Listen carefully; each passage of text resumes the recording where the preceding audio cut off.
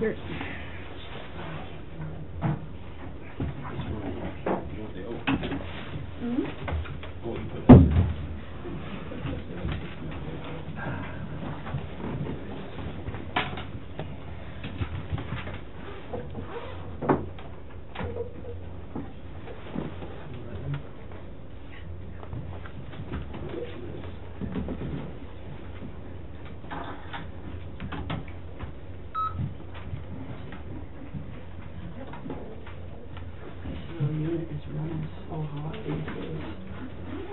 It's overworked. I think so.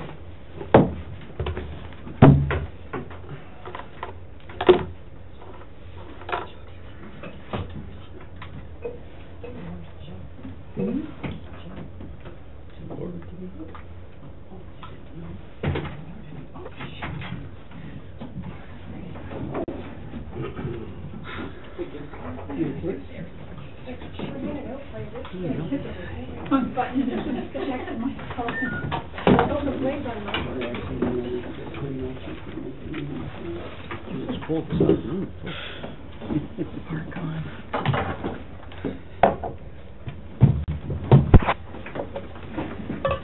Hi everyone, before I call the meeting to order, are Megan and Beth here? Somewhere. Are you there? Can you hear me? You here? Great. Okay, so we'll get going and we'll figure it out. Okay. Good evening. I'd like to call this meeting to order. The first item on our agenda is a presentation by myself to a couple of very stellar individuals. I'd like to call Beth and Megan to come forward, please, and if you can come around here and we'd like to make a presentation.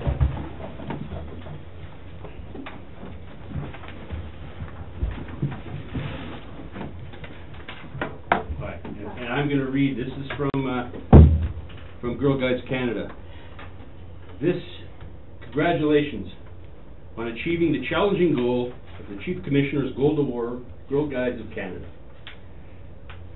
Girl Guides of Canada enables girls to be confident, resourceful, and courageous and make a difference in the world. You have gained personal knowledge and skills while completing your program choices, given service to your community, and practiced leadership and decision making. You have also shown dedication and commitment with the effort you have made to complete all of your requirements for this award. This quality of determination will be an asset to the rest of your life. I know that you will always strive to reach your highest potential, that you will seek and conquer new challenges, and work to be the very best that you can be. Our world needs responsible citizens like you. I wish you every success in your future endeavors as you follow your dreams. Thank you for making guiding an important part of your life. This is from Daphne McGregor Greer, Provincial Commissioner.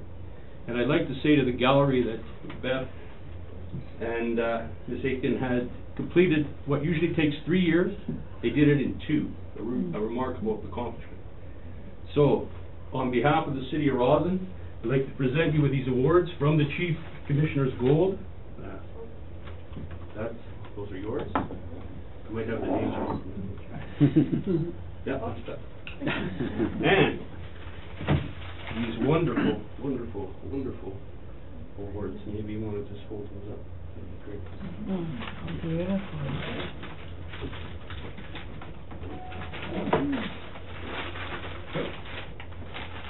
And I'm sure the cameras will be rolling. Congratulations.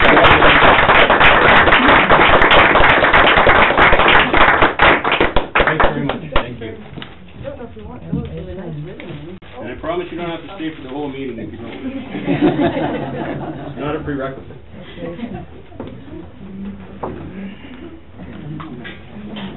And I'll just let the smoke clear a little bit. Thank you. Thank you. Thanks for coming. Congratulations.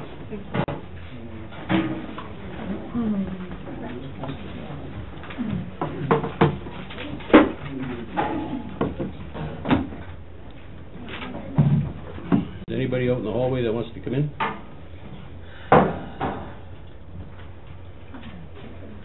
All right, next item on the agenda is our public input period. Is there anyone that wishes to address council at this period? Please state your name and you have a couple minutes of our time.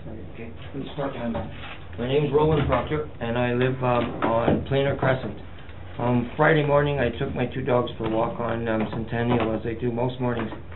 I can't go very far. I've developed problems in the last 6 months. So I got to let the little guy, Charlie, he's a year-old Jack Russell, off the lead. And his behavior is challenging, to say the least, but it's been improving. Anyway, on the way back, when we got almost to the trailhead, took off up Monte Cristo, probably a bear because they were crashing. And he didn't come back, so I waited, and then I went home and got my car and drove around, didn't find him. Came back home again, looked, not there, called the SPCA, told them. Did that 3 times. And then the 3rd time I got home, the phone rang, and it was the city here telling me that some woman had picked up Charlie and taken him down to the SPCA, and that if I pay $2,000 in fine, I can then go pick him up. Well, that's an abuse of that bylaw. It's not meant for a dog that runs away like that. I make every effort. I work on him every day. I don't want to give up on him. He's a bright dog. He's got way more energy than I do. I'd pay him anything to have it, but I don't. Anyway, my income is $988 a month. That's combined CPP and OAS. And I already have to dip into my line of credit most months, and I have no way of paying that off. I don't have $5 to give you. I don't. Well, 5, yeah, but I don't have anywhere near the $2,000 amount. Now, I'm in an unusual situation in that I'm 66. I have a 7-year-old daughter who, by court order, lives with me because I'm the lesser of 2 evils over her mother. And we do pretty well, but you know, just 2 of us doesn't seem like a family. But when you add in the 2 dogs, it seems like a bit of a family. So it's an important issue. And I didn't let Charlie out. He took off, and he's been doing this since I got him. But it's improvement, and it's about progress. I don't have perfection yet with him, but I will. If I can have him back and have more time. I won't be here for the summer anyway, so in 3 days I'm going to leave Roslyn for the summer, but I want to take Charlie with me. There you go. Thank you, Mr. Proctor. Our procedure bylaw states that we don't debate public input, period. Oh. So there will be no debate on this. I okay. appreciate your input, and perhaps you may wish to raise this later on in members' reports or something like that. Okay? Is there anyone else that wishes to address council public input, period, please?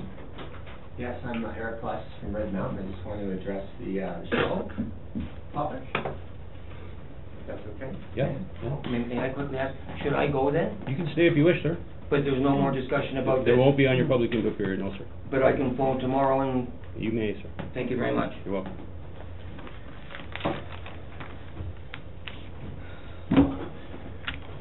Good evening, everyone. So I just wanted to address the upcoming presentation and the discussion about our internal shuttle. I hope everyone agrees and understands the importance of this in-town shuttle. It's been in discussion for many years. You know, it's important for our guests, for economic development, and for our neighborhood. I just want to share with you my view on this and give you a brief update of my experiences in my new role. I used to be GM at the Mountain, and shifted into business development over a year ago. So I've been on the road, traveling and selling Roslyn and Red to, you know, eastern markets, Chicago, all over the place. And my new role is really all about selling lift tickets and getting more people to come here, because we've got a wonderful, loyal following of pass holders, but the real opportunity for us is to increase our lift ticket sales. And I must say, having traveled to many trade shows, we've got huge interest in our product here, Red and Roslyn. I've been here for 7 years, moved from Vancouver, and it's the first time I've seen such interest. And we already saw a bit of a momentum shift last year when our accommodation numbers were higher than ever before for the whole community, not just us at the Mountain. So we've got momentum, and that momentum now has been further compounded with the announcement of our great chair, which is really exciting. So the momentum has translated into groups of 30, between 30 to 60 people coming here for the first time in many, many years. And we've seen an increase in group bookings for next year, are already well over 100% compared to last year. And of course, they all ask me, so do you have a shuttle? And we say, yes, we do. So I'm not lying. We do have a shuttle at the resort, but it's a small shuttle. Can it accommodate 30 to 60 people? No, but I say that we are going to have a shuttle, and we do have one. How we're going to move those people, that's a salesman's kind of job to figure out once they get here. But you know, the shuttle to connect Red and Rossland is you know, essential. And you know, I understand that our lift tickets are also targeted at our local people that come up for the day, and I'm also very excited to announce that we've got some very, very aggressively priced lift tickets for our local community for next year. That'll be better than the Costco's and everything out there. But at the end of the day, the growth opportunity to get more people here is truly with the overnight stays, the destination people that come from abroad. So, you know, we're just starting to trend in the right direction in a very, very competitive market. And I just wanted to point out that, you know, a free shuttle is essential for a guest experience. It's actually an expectation at any destination ski resort. It's a standard, and you know, we don't have taxis here. We need to provide our guests with the ability to move back and forth between Rossland and Red. And I'm happy to tell you that we also book people into the motels, into the Prestige, so it's not all our guests at the mountain that need to move back and forth. The guests here have to go up to the ski area and vice versa. And we only have 3 restaurants at the mountain, and they all want to come and eat here. So I just wanted to let you know that it is important, and it has to be a continuous operation and free, because free everywhere else. You know, it already costs guests a lot of money to get here. We're one of the more expensive destinations to travel to. And if it was user pay, this would definitely put us in a competitive disadvantage compared to our other resorts that we're competing against. So I just wanted to point that out. We've got many groups coming this winter, and you know, if they have to pay more or feel trapped because they don't have a shuttle service, they won't be coming back, or they won't become our fans, because in this business, word of mouth is everything. You know, we try to make every person that comes here a fan of Rossland and Red. We've been very successful. And if they go back saying it's expensive or I can't get around, they don't have some of the fundamentals that most resorts have, they're just going to spread some negative energy out in the marketplace, and they'll just make our destination less attractive and put us in a competitive disadvantageous. Thank you very much. Can I ask a quick question? It's public input, but I just told Mr. Proctor we wouldn't be debating, so I think we should... Well, I wasn't going to debate, I just wanted to ask a question of our public input person. No? Maybe we can do it when Deanne finishes presenting. Well, we're going to have a presentation in about 3 minutes. All right, that's all right. Okay, thank you. Thank you for your understanding, Ms. Moore, sorry. Public representation period. This is a public representation period for persons who consider they are affected by bylaw 2555, close, remove highway dedication, and dispose of portion of dedicated road. Is there anyone here that wishes to speak to that? For a second time, is there anyone here that wishes to speak to that? And a third time, is there anyone that wishes to speak to that? Seeing none, we'll move right along. Motion to adopt the agenda, moved by Councillor Fisher, seconded by Councillor Spear. Discussion on the agenda. Seeing none, all in favor? Opposed? Carried. Adoption of council minutes. Motion that the minutes of the committee of the whole meeting of June 17, 13 be adopted. Moved by Fisher, seconded by Thatcher. Discussion. All in favor? Opposed? Carried. Motion that the minutes of the regular meeting of council held on June 10th, 2013 be adopted. Moved by Councillor Spear, seconded by Councillor Wallace. Discussion. Seeing none, all in favor? Opposed? Motion is carried. Registered petitions, delegation from Rural BC Strategy. Ms. McGregor, please come forward, and you have your... Thank you very much. I think we're going to start my presentation out with video. So after that video, it's 4 minutes and 30 seconds, I believe, so it should stay within the bounds of good timing, and then we'll chat. Nadine, would you mind hitting that light for me? Thank you. There's two there, I think. Yeah, you might be. I don't know if you want to have this video on your forehead or. You like this stuff. I totally hate myself. But, money to pay.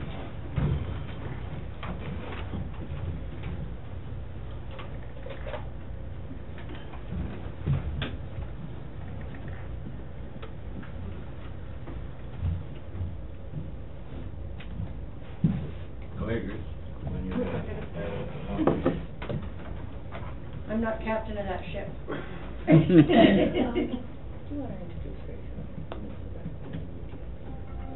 Oh, the sun. Need some volume.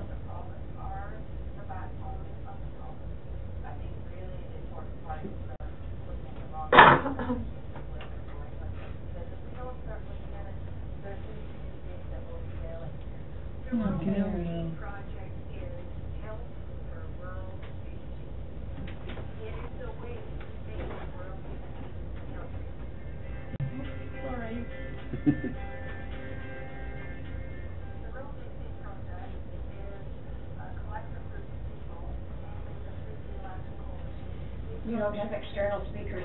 No. Uh-oh. Do you want me to, I can start it again, and I can crank this up as much, but it's not gonna be much better. Start it again, crank it up. You know the text off by heart, Grace? Well, I could probably tell you. But really, it's the different bodies that are speaking that are so important. Yeah, we'll just have to be quiet.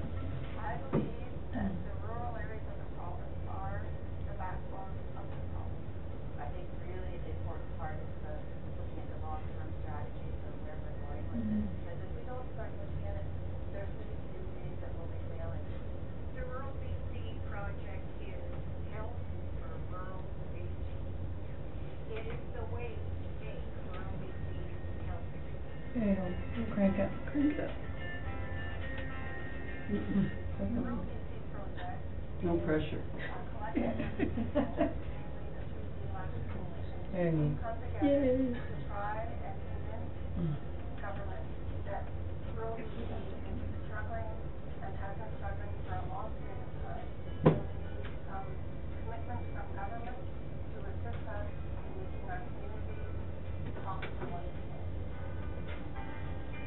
Rural BC strategy to the First Nations is, first of all, we're at the table. There is not really any table like this that we're directly represented. Rural BC is about working together to sustain communities, to be able to develop better linkages together, and for healthy, sustainable community overall. In order to make that strategy work for very small communities, some of those important components are putting a rural lens on decision making. It's huge for communities to have the say in what goes on there. We know from local government, if we include our communities in decision making, they buy in.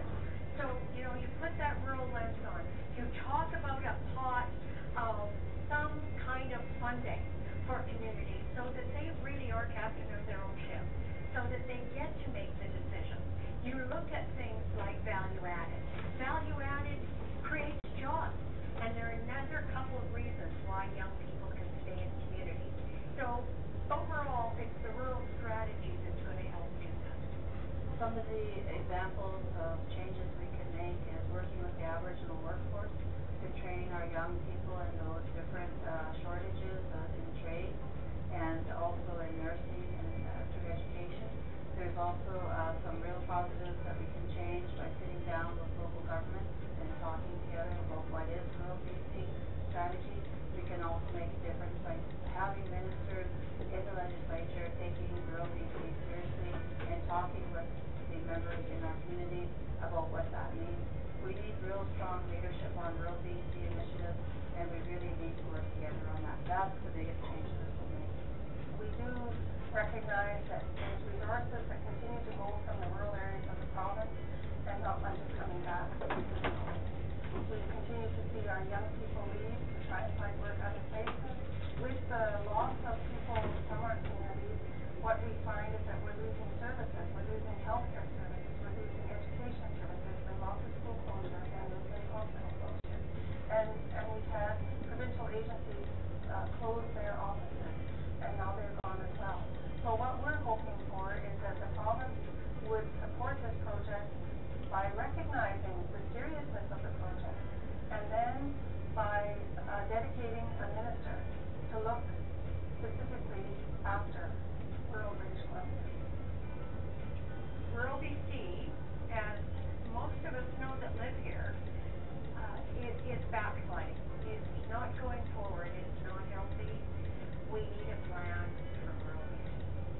We need a way for rural BC to get back to being healthy. And if we all ask the same question, we will end up with a rural BC strategy.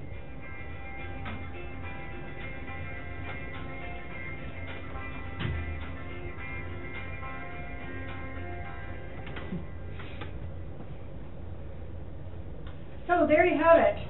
Thanks, Mayor Grace. Grantram. Apologies, first of all, apologize for the Oh, volume, please, however. no worries. Actually, everybody did very well. They were so quiet. Yeah. So Mayor Grantram Maybe and take this councillors and observers.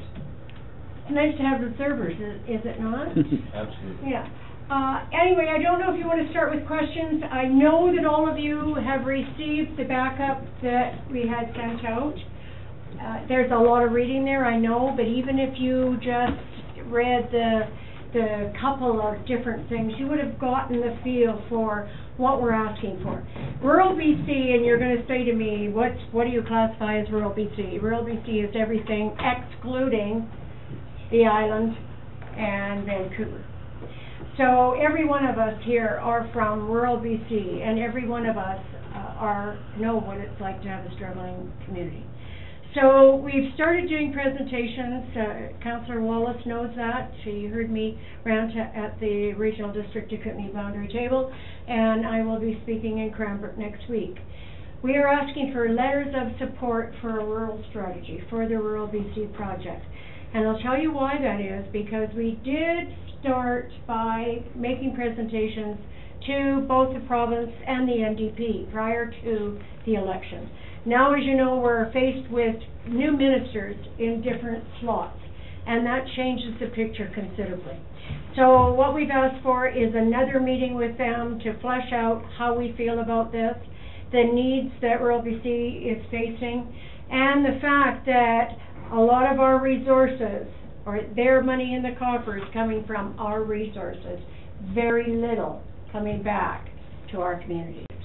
And that's the bottom line. When you think about, the education, you think about all the jobs, you think about the amount of people leaving their families at home and going somewhere else to work.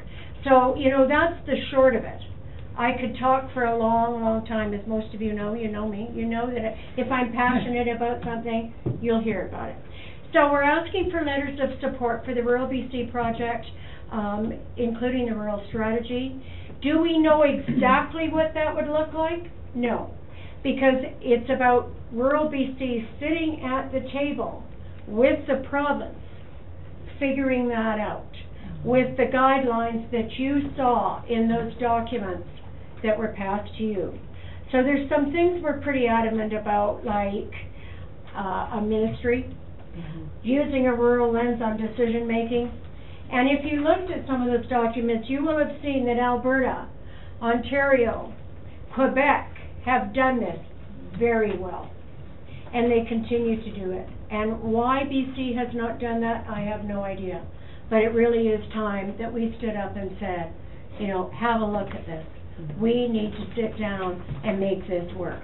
That includes forestry, it includes value added, it includes community forest, which is a big voice in most of our areas. And when you even look at the fiber coming from Christina Lake, in my area, huge amounts. We want a say in that, and we should have a say in that. So that's what I'm doing in front of you today, and I'll be happy to answer some questions if you have some. Other than that, they are all in the background info that was sent out to you. Great, we'll get some questions. Councillor Moore. Yeah, I really appreciate you coming, Grace. It's very, very nice of you, and the material was really interesting. I noticed when I was reading through it that it looked like Manitoba sort of fell a little flat because they didn't get the sort of overarching strategy and minister and all of that, but that Alberta did and Quebec did, but I didn't really get from the sense of what the results were. They got those commitments, but then are they actually seeing an increase in economic development in those rural areas? Is it paying off for them, or is it too soon to tell? Yes, from what we've heard, Alberta is even doing, and you would have read about venture capital, which is one of the things we're advocating for, and will help make small communities more viable and more sustainable. Alberta's doing venture capital very well right now. So, you know, have a look at, and you can Google some of this, and you will see the success in their small communities. And does it help to have oil? Of course it helps to have oil. Having said that, you know, we have to figure out the other ways to be that successful. And you're right, Manitoba didn't do it as well, but they still did it. And that's the point I really want to get across. Our voice is so important. It's really important. Any further? Councillor Smith? Yeah, I'll just comment. Yeah, thank you for the report and thank you for coming. Unfortunately, we had a 322-page package, so I haven't read it all. I have read parts of it. I've always been interested in, you know, in kind of rural strategies. And as you may or may not know, you know, we're losing one of our schools, and the rest of our high school kids are going down to trail. So it's, you know, it's very near and dear to our hearts when you just talk about, you know, the school part of it. And the economic development part of it is all, you know, all part of strategy around rural BC and being healthy and sustainable. And, you know, I guess I just wonder, when you go, what's the avenue, I mean, other than seeking a minister, you're going through UBCM and all of those avenues as well to try and lobby the provincial government to understand that the needs of rural BC, especially communities like ours that have no industry and very little commercial, and the struggle that we have and the reliance on residential taxpayers to try and even run our city. That I certainly would like to see a little bit more sharing of the economic dollars in the province in general. And, you know, that to me is, you know, you've got the wealthy, you've got the haves, and you've got the have-nots. And a lot of rural BC are have-nots. And I certainly would just like to see some way that the economic pie could be shared more equitably throughout the province so that we all benefit. And I also worry about the social implications of our children having to leave, not only to go to university or to go to school or to get trained, but the fact that probably, and I don't know the statistic, maybe it's in here, you know, that 50% of them at the least don't come back. And the social breakdown of our families and our extended families because of the fact that the kids have to always go into urban settings.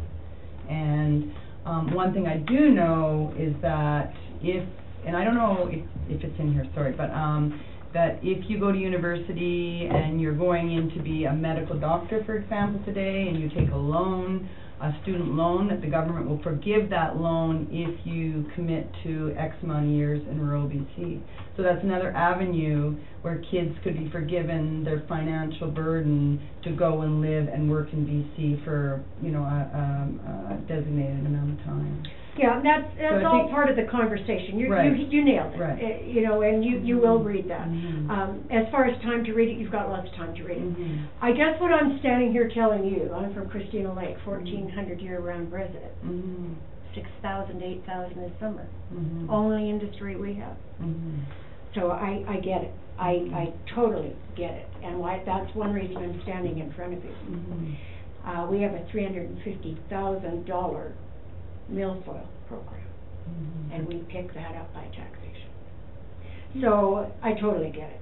And really, at the end of the day, the only thing that this is going to cost you is a sign on to a letter. It's going to cost you nothing but support right now. And at the end of the day, it can't go the other way. If you've got a rural BC lens on things, at least you're getting somewhere, right? You're going to get from here to here. You may not get to there, but that comes in increments. So you're totally right. I agree. Read some of the 50-year paper in their 50 years of government and decision-making. Endlessly fascinating what's happened over 50 years. And anyone that wants any further information can go to cybax.com. All of those documents are on there. Observers, you may want to do that. Councillor Fisher. Hi, thank you. That was great. A comment and kind of a question. So the comment is, I did read everything, actually. Yes.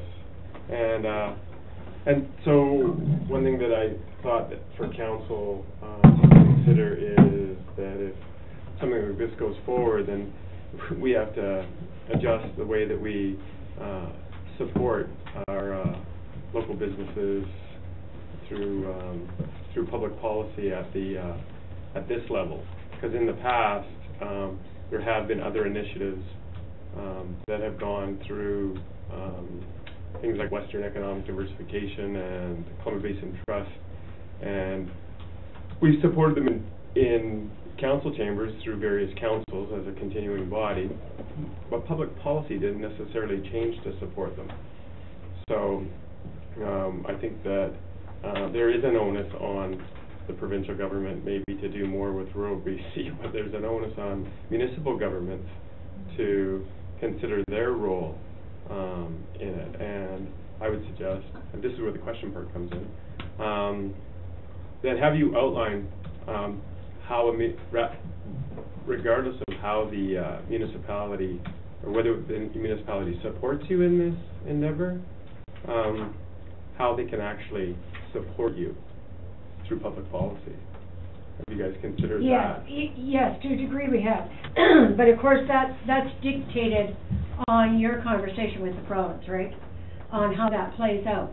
But when you think about, you're right, I like your comment about making decisions a little differently and supporting a little differently from both regional districts and municipalities, and putting that lens ourselves on decision making, not just the province. But most of us in electoral areas have to do that. We're forced to do that because that's who we are. So we understand that, but you're right, it's about this, all of us buying in. And it's not going to be an easy process, I got to tell you. But at least if we can do it step by step, we'll have something more than we've had before. Because right now it's not working very well. Mr. Wallace. Thank you very much for coming. I think that Councillor Spearn almost asked this, but what are your plans for the UBCM? What kind of presentation will there be there, or resolution coming there? We have asked to put on a clinic at UBCM. We are also presenting to the if you know, UBCM meets periodically, and they have committees, of which I sat on when I was on that. And they have an economic development committee, and our presentation will be done at that economic development committee level, but we've also asked to do a clinic for everyone at UBCM so that we can put a panel up and have more dialogue going back and forth. Okay. This is 4 years of work. Thanks a lot, Grace. I have one quick question. Are you presenting to the BC Mayor's Caucus? They will be meeting. We'll be happy to do that. They will be meeting at the UBCM, prior to the UBCM. We talked about that, and there was a feeling that if we presented there, a lot of them wouldn't attend a clinic, and we thought we wanted to get a big room with good feedback at a clinic. But we'll be happy to present anywhere. It's about talking the talk as much as we can. Yeah, I think that might be something you might want to consider. Anyway, thank you very much for the presentation. Thank you very much. Thank you. And I won't move my chair. You strategically placed. Ms. Stevens, if you wish to come forward, please, and we'll get the thing rolling here.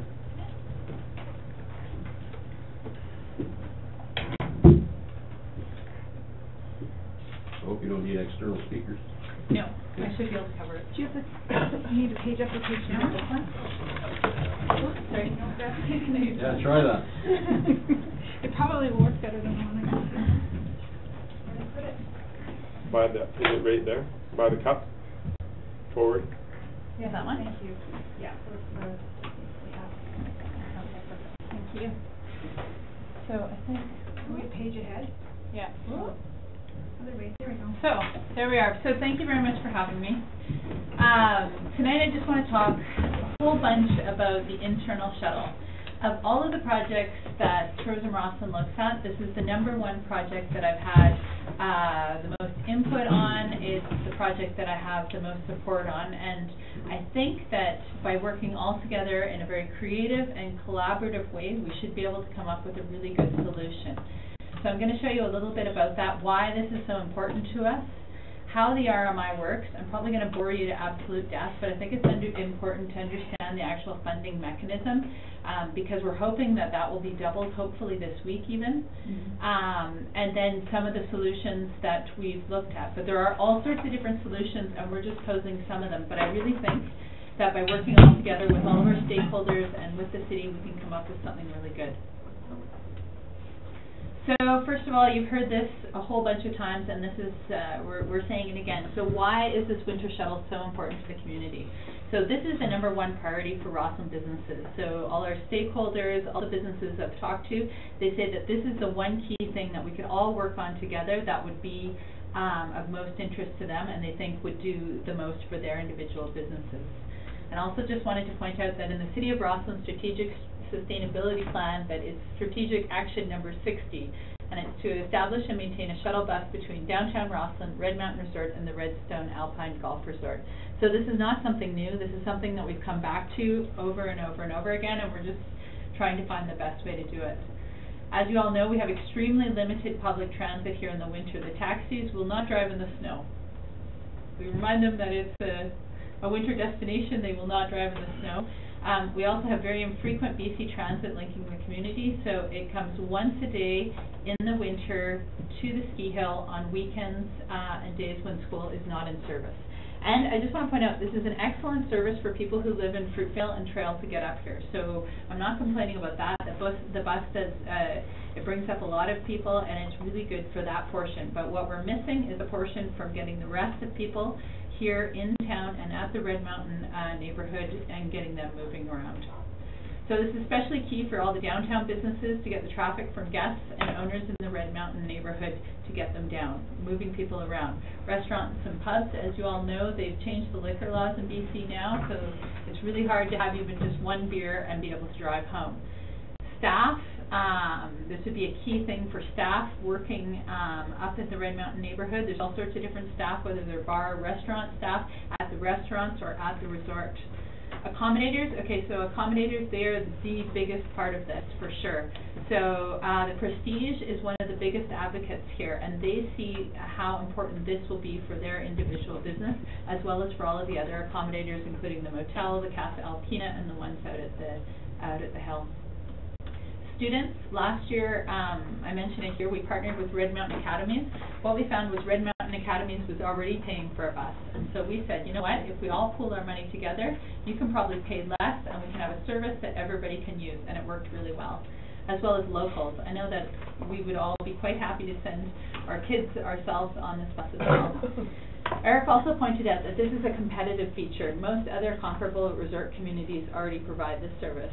And I'd also just like to point out an interesting anecdote that this is the #1 headache for all of my colleagues in all the other communities. So Fernie, Revelstoke, Golden, we have the same problem in all of these communities, and they've already figured out solutions for it. So we've learned a little bit from how they've done it, and we're trying to figure it out from there. So I just wanted to remind you that we do have a big industry in Rosslyn, and it's called tourism. To give you an idea of the size of the industry, so if we look at $2.9 million being just accommodation revenue for that, and we can probably multiply it between 4 and 5 times to get a value of the total industry.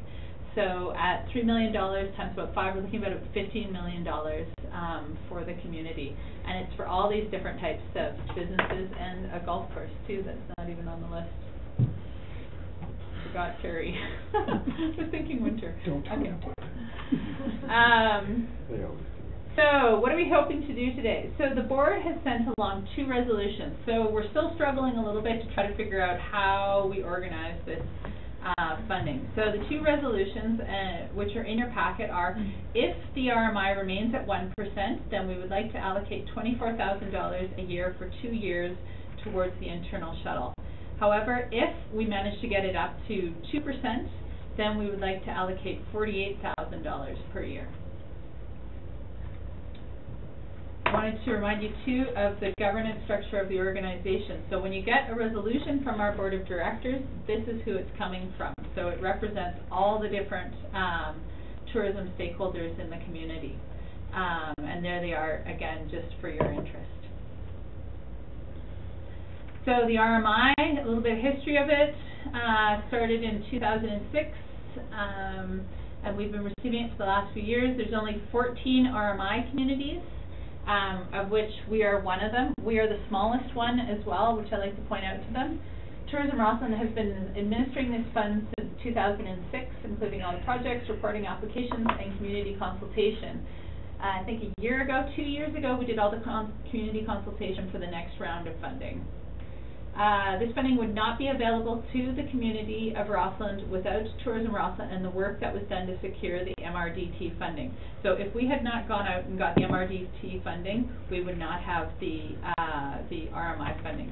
And the MRDT, is the Municipal and Regional District Tax. They recently changed it from the Additional Hotel Room Tax to the MRDT funding. Does that make sense? Yes. They like acronyms. They like to mess us up with acronyms. So a little bit about the RMI and why we get the RMI is, first of all, you have to be a 2% community, so we are. So 2 years ago, a year and a half ago, we went out and did all the planning for that, all the reporting, and we got all the different accommodators to sign on to that in order to have the municipal and regional district tax. So that's the first requirement, that we have to have the 2%. The second one is that we have to be designated a resort region or a resort municipality, of which we are a resort municipality. Sorry, it's like RMI 101 again.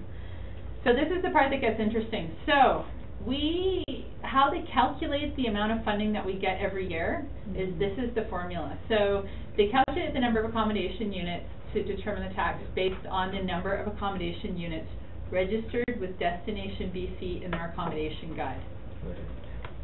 Well, just because this is a part that confuses me. Okay. So you're saying that there is 2% taxation.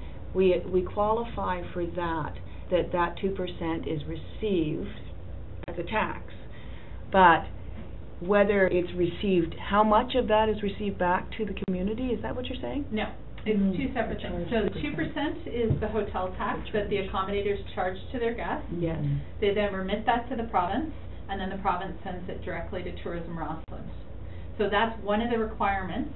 So all of that comes back? Yeah, all of that comes back. Then the second part of it, and it now comes out of general revenue. Before, when it was a provincial sales tax, the model worked a little bit differently. Now it comes out of general revenue. So now this is how they calculate the amount of tax. So this is a bit of a random way of doing it. So it's the accommodators that are registered with Destination BC and the accommodation guide. So as Carrie knows, we've been working really hard to get as many accommodators registered as possible. So we're currently at 367 units in Rossland. We need to be at 450 units in order to be double. So we have the accommodation inspector here this week, and we're hoping that we will be able to get over this 450 magical number. If we make it to 450, all of a sudden we're getting $56,000 worth of RMI a year, as opposed to only 28. So we've figured out an incentive program for accommodators to register with the accommodation guide. Does that kind of make sense? Okay. Although I thought I read in the package it was 48,000. It was a doubling of that 1%, but there's some. That's what we're asking for. Oh, okay. Yeah. But it would be 56 if you hit that magic number. Yeah. That's what we're estimating. Okay. So here it is again. So they take last year, the taxation was 56,000. They multiply it by 1%, and we got 28,000 for last year. Some of the projects that we've done so far are all the signage projects. The kiosk actually should be coming up shortly. We're just finishing on the graphics for that. The Spokane shuttle service, the internal shuttle service, visitor center, evaluation, and gazebo bandstand. So these are all the projects that are currently approved and we've been working away on. Here is what it looks like moving forward, as best as I can determine, that are currently approved, all of these projects. And so this is a cash flow, so when you read down to the bottom, it shows the funds remaining, which then carry up to the top part. And this is all in your package already. So now I just wanted to talk about some of the projects that we have done, and I want to show you how we've been successful with them and how we've been able to leverage small amounts of funding. So the first one is the Spokane Airport Winter Shuttle. So we have a 2-year contract with a supplier. We're working in coordination with Whitewater and Nelson Kootenay Lake DMO to subsidize the shuttle that goes back and forth between Nelson through Rossland down to Spokane and back. So last year the total project cost was $10,743. We cost shared that with Nelson and Whitewater to make our cost to the RMI only $5,371. And so we have funding carried forward to this year. In the last week, we met with them to recap how this went, and we came up with a couple of really great things. Last year, it was only guaranteed for 5 days. Moving forward, for 4 days rather. Next year, it'll be guaranteed for 5 days. So we've added a whole day. As well, the price will be reduced. We're now selling a return ticket for $198 return. Basically, what we're doing is we're buying the empty seats from the supplier. So Winter Shuttle, another great project that we collaborated and worked with another partner on. We partnered with the Red Mountain Academies. So again, they were already paying for a bus. So we said, let's put the money together and we can figure out a way to provide a service for everybody. So built based on their schedule, we offered it Wednesday, Thursday, and Friday, 3 routes per day, and the cost was $2 per ride. The total project cost for this was $14,238. Cost to RMI was $9,454. The budget was $11, and the funding carried forward is actually wrong. That's just over $1,000 that was carried over. But we managed to transport 779 people, and we've got how many people were on that bus every single time. One of the things that we learned here is we can't charge. It's pointless charging. People were hitchhiking while the bus drove past them. So charging, the amount of revenue that we got from charging for this bus was so minimal that I think it's important to just make it a free service. So what we're looking at for this year is we're looking at creating a partnership with all sorts of different stakeholders here. So Red Mountain Academies, Red Mountain Resort, and local businesses and stakeholders. I mentioned before we've already got support of just over $30,000 towards this solution for the winter, but we still need some RMI funding in order to put it all together. The bus would go every day during the winter when Red is open from 8 a.m. to 9 p.m. and it would be free. So it's key that it's free. The amount of revenue that we would get from charging is just, it's not worth charging. It would continuously loop through town approximately every half an hour to 45 minutes, and the route would be determined. Still, there's a lot of things we still have to figure out, but it also depends on how much money we can come up with. So the budget that we're working on is $78,000. We came up with that number based on $50 an hour for 13 hours a day for 114 days that the ski hill is estimated to be open for. So we've got the two proposals here. So the one is the annual cost to RMI at $24,000, which is based on the 1% if we remain at 1%, or $48,000 if we were based on 2%. So, and then it gives the amounts that I would have to come up with from other stakeholders. So it's a lot of money I still have to come up with. I have to come up with either $54,000 or $30,000. It's a big ask. So that's part of the reason we're starting this so early, because it's going to take a long time to put this all together. We've got to come up with the money. Okay, we've got the money. We know what schedule we're offering. We know who's involved. We know what the route is. And then we put it together for an RFP to go out to suppliers. Finding suppliers is really hard. Basically, I think right now there's only 2 local companies that have the correct licenses. And so we have to go to those companies that have the licenses and the appropriate buses. But I would estimate that that would take another month at least, and we need to get this nailed down already for the winter. So, now this is the part that I know everybody gets upset about, but I think we have lots of solutions to it too, because this is the proposal based on 1% what the cash flow could look like. But there's a whole bunch of things there we could nail down those numbers. For instance, the signage there, the purchase and installation of pedestrian banners and kiosks. In the next week or so, I should be able to come up with firm numbers for that for the end of the year, and we'll know exactly how much we would have spent there and how much we'd be able to carry forward to 2014. You can see there that we were under for the Spokane shuttle service, so there's additional funds there, and for the Spokane shuttle service. So there is funds available. So there's lots of different ways that we can do this, but I think if we were to go through all the numbers now and figure out how much everything's actually going to cost, then we would know how much we can allocate to this. So that's based on the status quo of 1%. If we're successful, and we will know again in the next week if we're successful at becoming a 2% community, then all of a sudden the numbers change dramatically and we're able to do a lot more with those funds. And so there's lots of different ways that we could move this around, and we could do it because we'll know what the numbers are for signage. So this is the hard part of it. So I still think that there could be funding for the visitor center. To date, we've had no communication about what the RMI was going to be used for the visitor center, and so we've left it out of the spreadsheet at this time. It's my understanding that the funding probably won't be spent for this year for 2013, and so we could allocate it into future years. But I think that at a certain point we're going to have to look at what the businesses wanted to do with it, and 85% of those, when the last time we polled, were in favor of having something downtown, so we could also look at doing something downtown. However, given the current situation with the museum and the RFP for the Gateway project, we would suggest deferring this discussion completely until the outcome has been decided. So we could just carry that funding forward into the future, because from what I understand, it won't be spent this year anyways.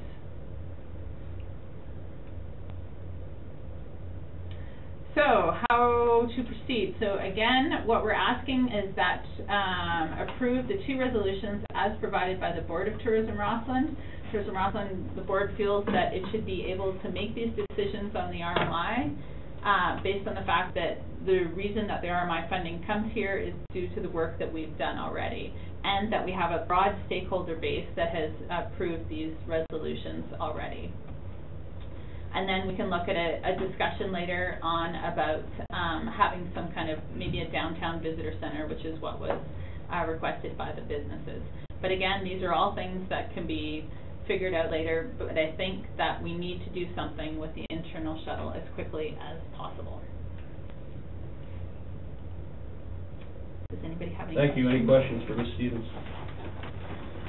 Councilor Moore? Yeah, well, my question was really, I wanted to ask the tourism providers in the room, as well as yourself, but because we do see that we have money allocated for visitor centers, and lots of the other resorts out there have visitor centers, and visitors use the visitor centers. And so for sort of, it looks like you're asking us to take the money that we had allocated towards that project and put it towards this one. And I'm just wondering from everyone, tourism providers in the room, are they okay with that? Because the visitor center has value also. Well, Ms. Stevens is making the presentation. I mean, this is not a committee of the whole meeting, this is a council meeting. Stevens made the presentation. Please answer the question. I appreciate that. Okay, I think that there probably will be money left over for the visitor center too, and I think it's a discussion for another time. How's that? I mean, the feedback that it's kind of interesting, some of the feedback that I'm getting is that the businesses themselves feel like there are the visitor centers a lot of the time, and they say people come in and they ask them a lot of the questions too. So I think, the world is changing with the way people are traveling, and, it's all done on a handheld device a lot of times, and so there's differing opinions on that. Thank you. Further questions? I just have a comment, just to make sure this goes in the record, that Redstone was mentioned in the report. The Redstone is not part of the request from Tourism Rossland.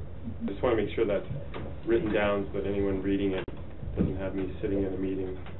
In conflict. There's no conflict, because it's not a request about Redstone, but it was mentioned in the report. Thank you, Councilor Spear, and it will be done.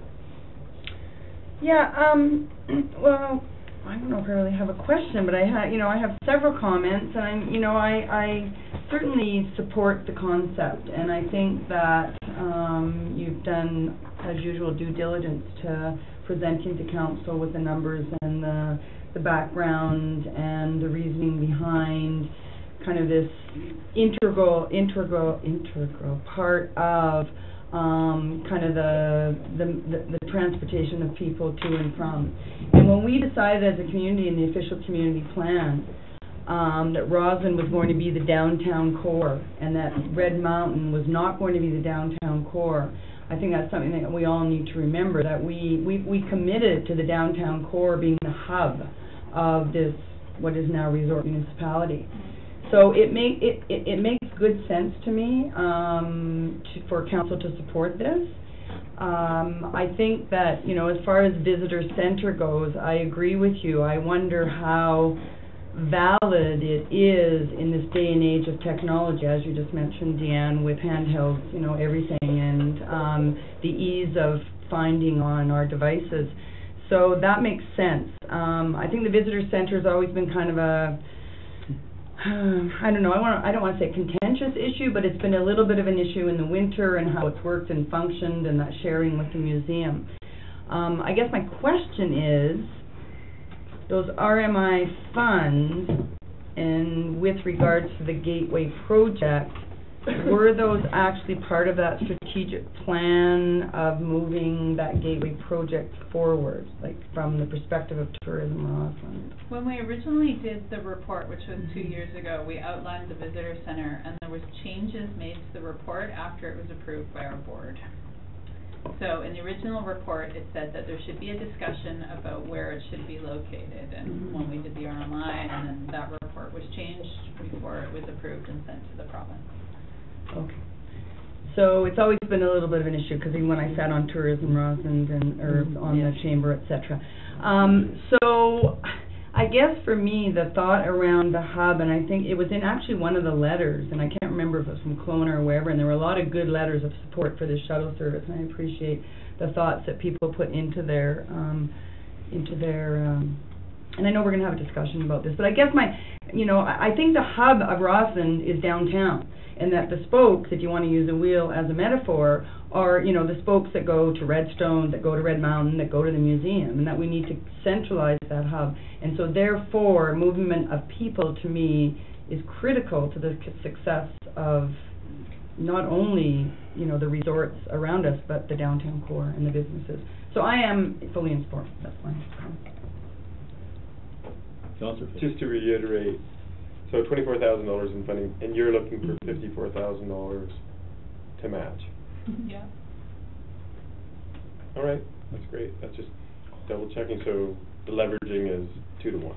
I would say, like, I have maybe a 50% chance at $24,000, and I have, I would say, pretty much a 98% chance at $48,000. The problem is, like, it's so complicated because some businesses only see a value to evening transfers, right? So a place like the Rock Cut, they want to have an evening transit service. Some see value in day one. So depending on the schedule, and the schedule depends on how much money we can come up with. So it's really hard to try to find a middle ground for all these different stakeholders and businesses to come up with a solution. So we're trying to get it at the 13 hours a day, and we may have to scale it back depending on how much money we can get. Councillor Walsh. Okay, thanks, Dan. So I fully recognize that there is a need in the community for some sort of service back and forth between Roslyn proper and the mountain. I understand that. So I support that. But I guess I have some concerns about providing a service before it's really well understood how it can be a viable long-term service. And which is not to say I'm against this, so don't misinterpret me. But I think we need to make sure that we're getting this fine-tuned fairly well. So when I see the suggestion of free, that does bother me. And I've heard, well, you know, the hitchhikers didn't get on the bus because it would have cost them $2. I don't know that that's a good enough reason not to charge $2. Because I don't want to see this service down the road become the responsibility of the property taxpayer, because I don't think that's appropriate. And $2 for a ride to the Hill is nothing. It would cost you more in gas. So I'm not sure that I'm totally sold on the hop on the bus for free idea. I think that kind of the way I was looking at it in my head was that the businesses are in fact paying that $2 for them, right? So we're not going to get any revenue from users, but the businesses all recognize that this is important, and so they're willing to put that $2 in for the people who are going to ride it. Okay, in theory, yes. So, and last year, you had 779 riders. Do you know how many days that shuttle actually ran? I have it all in a spreadsheet. It averaged 22 riders per day. Okay, so what's that? Yeah. Okay. And then I had another question. Oh, and the other piece, and I understand the difficulty of trying to figure out when people want to move and how to give them that service. Because you have a full range of people that are trying to get to the Hill at 7:30 in the morning, and you have people that are trying to get home to their condo at the Hill at 1:30 in the evening. So how do you deliver that? And I'm wondering whether it would make more sense to have a partial schedule, so during the peak times of the day, people can know that the shuttle is available during that 2-hour set and that 2-hour set. But the rest of the day, why wouldn't you just run it on demand? I think, well, there's... Well, I'm just asking. On demand is hard because it's a different type of license, is the one thing. So once we get into an on demand, then it's a taxi license as opposed to a shuttle license. So we have to be quite careful. It has to be a scheduled route on scheduled times. What we've learned from other communities is that consistency is key. It needs to be the same time, the same route, every single day, round and round and round. And that's the number one thing I hear from everybody else. Having said that, what we've done this year is we've tracked the hell out of it. I know how many people have gone on every single bus, every single day, all winter. And so I think, again, moving forward, if we were to do that same thing, we could then alter it going into year 2, because we're looking for a 2-year commitment.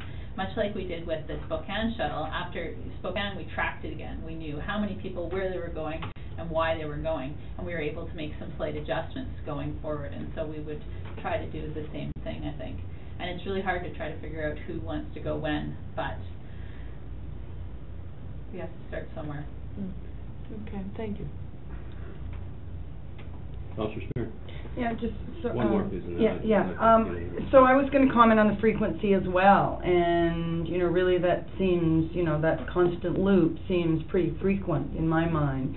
So if you obviously, and you've already said it, but if you don't have enough funding, then you can still set a schedule, but it doesn't have to be every it doesn't have to be constantly looping in my mind.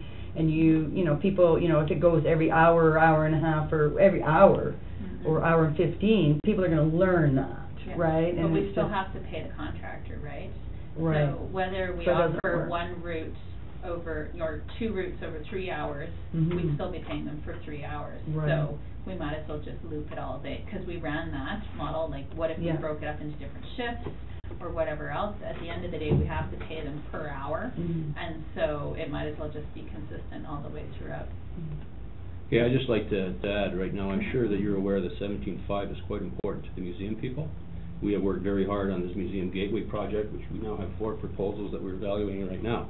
So, just to say to reallocate 17.5 to a free shuttle is a bit onerous to some other people. I just did a little bit of quick math, as you did. 17.5, 110 days is 160 per day.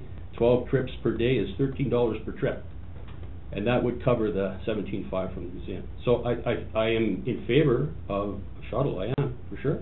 I think there needs to be some creative thinking around how we do it, and just to take funding away from other groups, I don't really think is appropriate. Councillor Spear. Yeah, and I did ask this question before, but I do want to go on record, and it is about purchasing a shuttle bus, and you did give me an answer around licensing, etc. But you know, I don't know if that is, you know, somehow a solution where it could be purchased and could be, you know, part of whatever business or whatever network of businesses, or somehow collectively, you know, like our car share, that'd be the shuttle share or something, you know what I mean? So anyway, it's just, you know, when I look at the numbers and I think, you know, wow, I wonder, you know, if you could buy a shuttle after 2 years if you spent that money or something, right? So, anyway. Okay, thank you. Any further Yep. questions? This will be coming back to council next week. Mhm. Thank you very much for the presentation. Yep. Thank you. 7A, and there's a bit of a numbering problem there, so this is the first 7.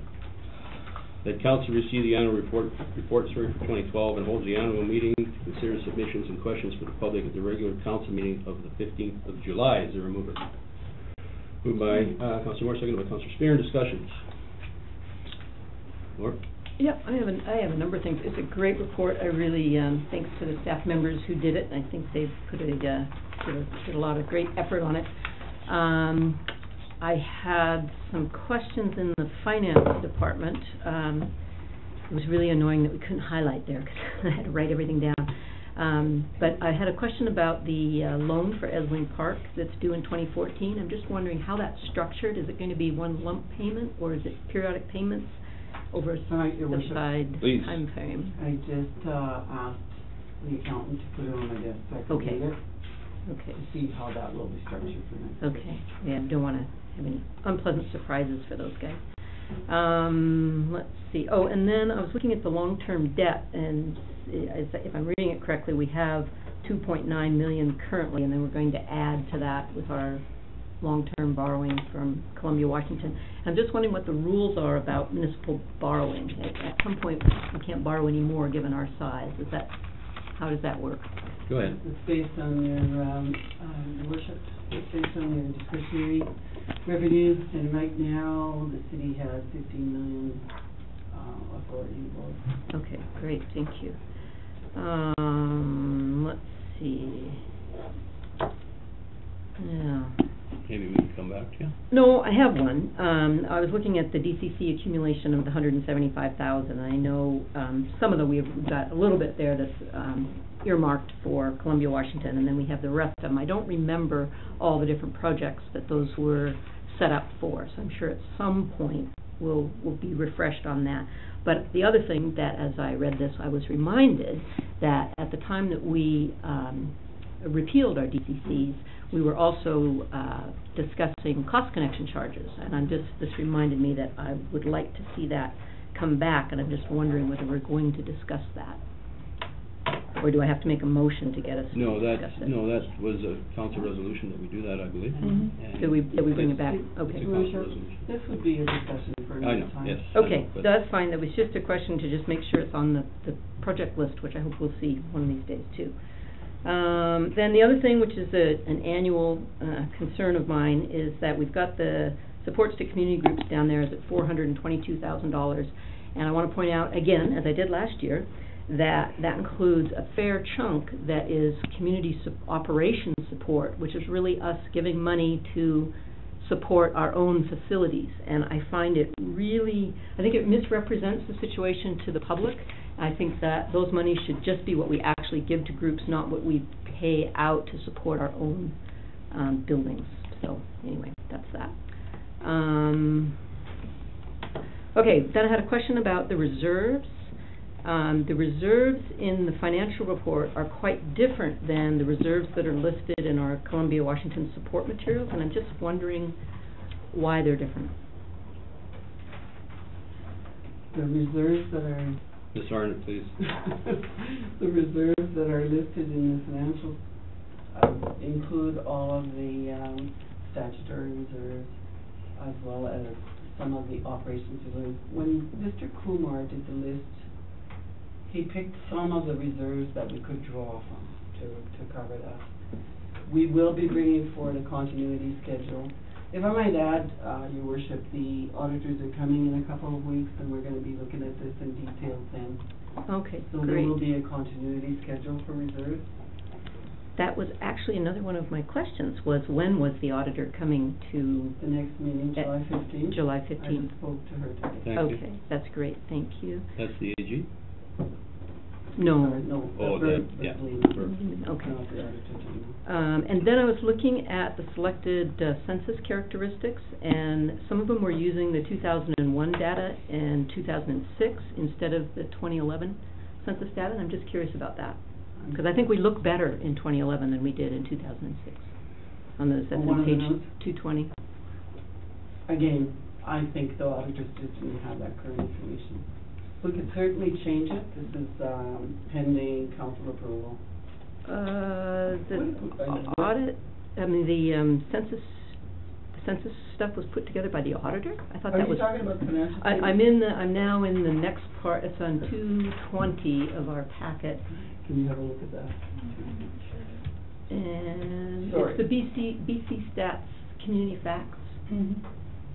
I think that's it, it's right Do after. we have that? Yeah, it's straight out of their website, so it's actually, it's theirs. They aren't our figures, they are BC Stats figures? Yeah. Thank you. Okay, yeah, I'm just curious why they're That's not BC Stats. 2011, because 2011 is done, right? So, yeah, It's okay. BC Stats info. Okay. Yeah. Okay, and then I also had a comment about, I was looking at our greenhouse gas emissions, and we were doing great until we hit the diesel line on that. And I'm wondering if we can consider better fuel alternatives or do something with our fleet. It looks like there were some changes in the fleet that caused us to, we were doing great. We had all kinds of decreases in our GHG, and then we didn't. Thank you, Councilor. I think what we're talking about is the annual report for 12. If we want to move forward with different vehicles in our fleet, that would be a decision for the next budget year. It is, it's just as long as we're reading it. This is a report for 12, and that's what we're discussing. It is, and I think it's a good time to sort of, I thought we were discussing the report as well. No, we're not discussing the report. We're discussing the report, but I Okay. mean, you just mentioned if we're going to change our fleet, and we're not going to change our fleet in 2012. No, we're not gonna change our Thank fleet you. in 2012, Thank but I think when you look at something, you see in a report something that might be something we should think about in the future, we should bring it up, because otherwise we'll never do it again. We look at this now, we probably won't look at it again.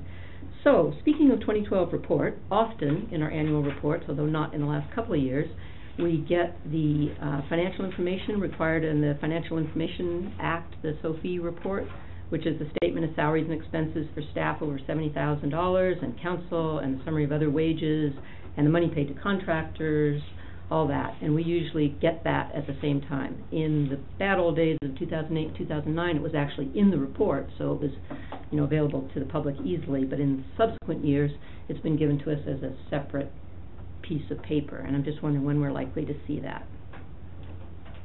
We're moving the SOFI forward. It'll probably be for July 15th. Okay. That's where it's required. Okay, I thought it was due June 30th. It was due June 30th, but it's required in the SOFI. Okay. So it's gonna be late. Okay, Councilor, Okay. can we, I appreciate that you're really Yes. into asking a ton of questions, but if we can stick with this annual report, Yes. I'd really appreciate it. Yes, that's something that's often in the annual report, so I was, hey, I've got a question that's already been answered, that's good. Okay, I'm done. Thank you. Any further? On the motion, all in favor? Opposed? Motion's carried. A motion that council receive and approves the audited financial statements for 2012. The mover. Moved by Councilor Thatcher, seconded by Councilor Walz. Discussion. The audited financial statements for 2012. They're in there. Any discussion? No? All in favor? Opposed? Motion's carried. Request for council decision on the AAP process. Motion that council approve the borrowing of up to $4 million for the city's portion of funding for the Columbia Avenue Washington Street project, and undertakes the AAP process by establishing a deadline of 4 p.m. August 27th of 13 as required in section 86(3)(a) of the community charter. Is there a mover to that, please? Moved by Councilor Fisher, seconded by Councilor Spear. Discussion on the AAP. All in favor? No, I have discussion. Did you want to discuss it? Is that why you had your hand up? Well, I Because didn't you so many seconded. notes down, but I don't really need to discuss it. I think we have, through our financial planning and through all of the documents, that I do appreciate all the documents in our package, thank you, even though I needed to scroll a little further when I came up with questions before I sent out emails. And, you know, this has been an expensive but worthwhile project, and it needed to be done. And I think we're all pretty pleased with the look of the downtown core. You know, I wish we had more money in our coffers so we didn't have to borrow $4 million, but it's the fact of the matter, and I think that over 30 years makes good sense. That's what the comment I wanted to make, because for at least 30 years, the residents of Rosslyn will be enjoying this, and I'm sure for generations to come after that. So in all fairness, I've said this before, that I think that everyone needs to contribute to paying for this huge infrastructure upgrade in our community. Thank you, Councillor Moore. Yeah, I also appreciate all the work that's been done on the CAO on this, and I also appreciate the fact she inherited a large, complex situation, let's say that. I have a number of concerns about the AAP, and one was when I actually went and looked at the amortization tables on MFA, and going from 15 years to 30 years cost us actually $1.8 million more. I don't know, because we didn't ask staff to tell us what it would look like if we borrowed for 15 years instead of 30. But when I saw the difference between those two, I actually brought those tables if anybody wants to look at them. Because when we borrow for 30 years, we're going to be paying $7 million total payment. And when we borrow for 15 years, this is under current rates, those rates may change, we borrow $5.2 million. And I thought, that's a pretty big difference. And I would caution the council that you have to take into consideration the actuarial investments that you get back. Really what you're looking at is the cash flow. So when you're borrowing over 30 years, you're spreading it over a longer term. When I did the math, it worked out to an equivalent of about, I think it was a 0.7, 0.8% interest that you would be paying for 30 years. The other thing to consider is that in 10 years, should council have a windfall and be in a position to pay it back in 10 years, you can do that, because that's when they rebalance all the debt. So you have to be cautious of the actual payback net of actuarial. And I think also that if we went with the AAP process, we're not tying ourselves to 30 years. We certainly could change the term, should we wish, but the first step is to go to the AAP process. Is that correct? We would have to change the bylaw. The bylaw says 30 years. Okay. Well, yeah. We have to change the bylaw. That was the answer. Okay, because the bylaw does say up to 30 years, and so that was one of my questions, was does that mean we could, if we wanted to, borrow for 15 or change it? I think that's been answered. So, yeah, well, I'm not sure it has, actually, if you look at the language of the... I have a question. Well, it's a question of clarity based on that question. Yeah, sure. Question on that question. So, to put it in sort of walking down the street terms, based on the loan that we have currently, and we're paying, what, is it 90, is it 74,000 a year, or 90,000 a year? It's that we're paying right now. I don't know. Yeah, the 2.9. Yeah, the 2.9 mil, yeah. Okay. Okay. And they calculate the actuary, which for the lay person is the money gets invested somewhere else, and you actually get interest on it, right? Right. So do we know what we've been actually getting charged interest, or does that come at the end for that one? You do know the answer is yes, you know. I know. Okay, you know. Okay. You do. You get charged interest. Right. Twice a year, you make an interest payment. Once a year, you make a principal payment. Right. And at the end of the year, they give you back the actuarial interest on your interest. So what is do you have off the top of your head our real interest rate that we've been paying in the last few years? Not the last few years. I only looked at the $4 million one, which would be a 0.7, 0.8% interest. That's what we'd be 0.7, 0.8. If you went out on the market and were paying that back over 30 years, you would be at a 0.7 or 0.8%. Right. Okay, so in my mind, when you extend the term from 15 to 30 years, you pay more. and spread, well, I understand you pay more, but the real market rate for that money is actually negative. If I did I haven't done a calculation yet, but money today in your pocket is worth more money than future money. So we're getting that future money now, and we're paying a negative interest rate for it, even at 0.7. You sure look at it that way. That's the way I look at it. Because if you had that same amount of money invested somewhere, you'd be getting more than that. Yeah. Okay. Any further?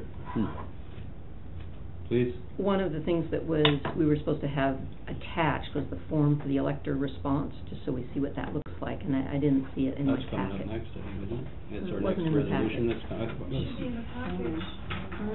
Was it? I think it's down in, I don't think it was there. okay, I think we have the elector's response form as the next motion, Councillor, so if we can just It is, proceed. but it doesn't look like the form has been included in the council Yeah, package. that was my question. I will go and print that off right now and have it circulated. Okay, just 1 second. Okay. And I promise to never take. Can I ask a question in the meantime? Your worship? Yes, please. So I'm on page 233, and this is a question I think that I alluded to in an email, so we budgeted 1.7 and from reserves, and we are only actually projecting contributing 1.014, so it's 700,000 less than what we kind of went on that at the very beginning, right? And that's what was in reserve. So is there a particular reason why we can't? That was brought up in budget discussion, sorry. 1.7, yeah, but I need a refresher, sorry. Oh, no, that's fine. It was brought up at budget. I'm just going to pull that form. So if you go through and you look at the reserves that you were going to deplete, you were looking at depleting some that was deferred capital and other subdivision servicing DCC bylaw reviews. So you had money set aside for projects that you were no longer going to have, basically, so you were really depleting all of those flexible reserves. And at budget time, we talked about, right? I remember because I said Asset to 2/3 versus Right. 1/3 the reserves, and you had said it's good to have an X amount of money in there. Right, Yep. especially when you're going Thank to you. be doing your infrastructure planning. Yeah, thank you. Okay, we're going to stay on Sorry. track here, because this, no, it's I know, fine. it's about the It's AAP. about the AAP process. But we got not- numbers in front of us. not- It's just but part of this- the AAP. This is just about borrowing up to 4 million. I know. Can I, The actual whatever that is will come up later. all right, can I ask a question about that? Because the actual background material supporting the project, the budget to actual, is not an agenda item, I don't think. It's put in there as background material. Are we going to get to discuss that? I mean, I just know Councillor Spearn started to. Are we going to do that once we decide to go forward with the AAP or whatever? Are we then going to be able to talk about that? Because I think that's an important piece that needs to be communicated to the public, and I have some questions and concerns about it. Okay, what needs to be communicated to the public at this point is that we proceed with the AAP, but borrow up to 4 million. That's where we're at right now. Yes, Can but we the go, can we public get is- through that? well, I'd sure we really can, but- appreciate if we can get through We this. can get The through next that. couple of items, please, Councillor. And if you wish later to ask questions or whatever, that you don't see anything here, please feel free.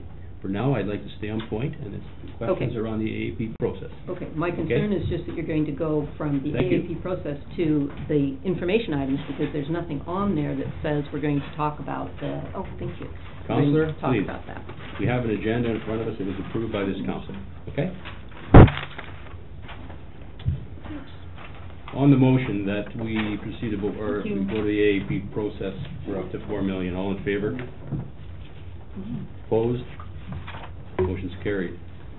Motion that council approve the attached prescribed form for election response to the AAP process required section 86(3)B of the community charter. You're a mover to that, and there's the form. I would like a chance to read the form. Go ahead. I got a little question for you. Go ahead. Just, I don't want, if it's not in the package, we're still okay just presenting it at council like this? If it wasn't, because that package, that electronic package would have got, people could pick it up, right? Well, yeah, we're okay to see it. It will form, if we approve this, then it'll go out to the electors, whether they saw it in the package or not. Okay.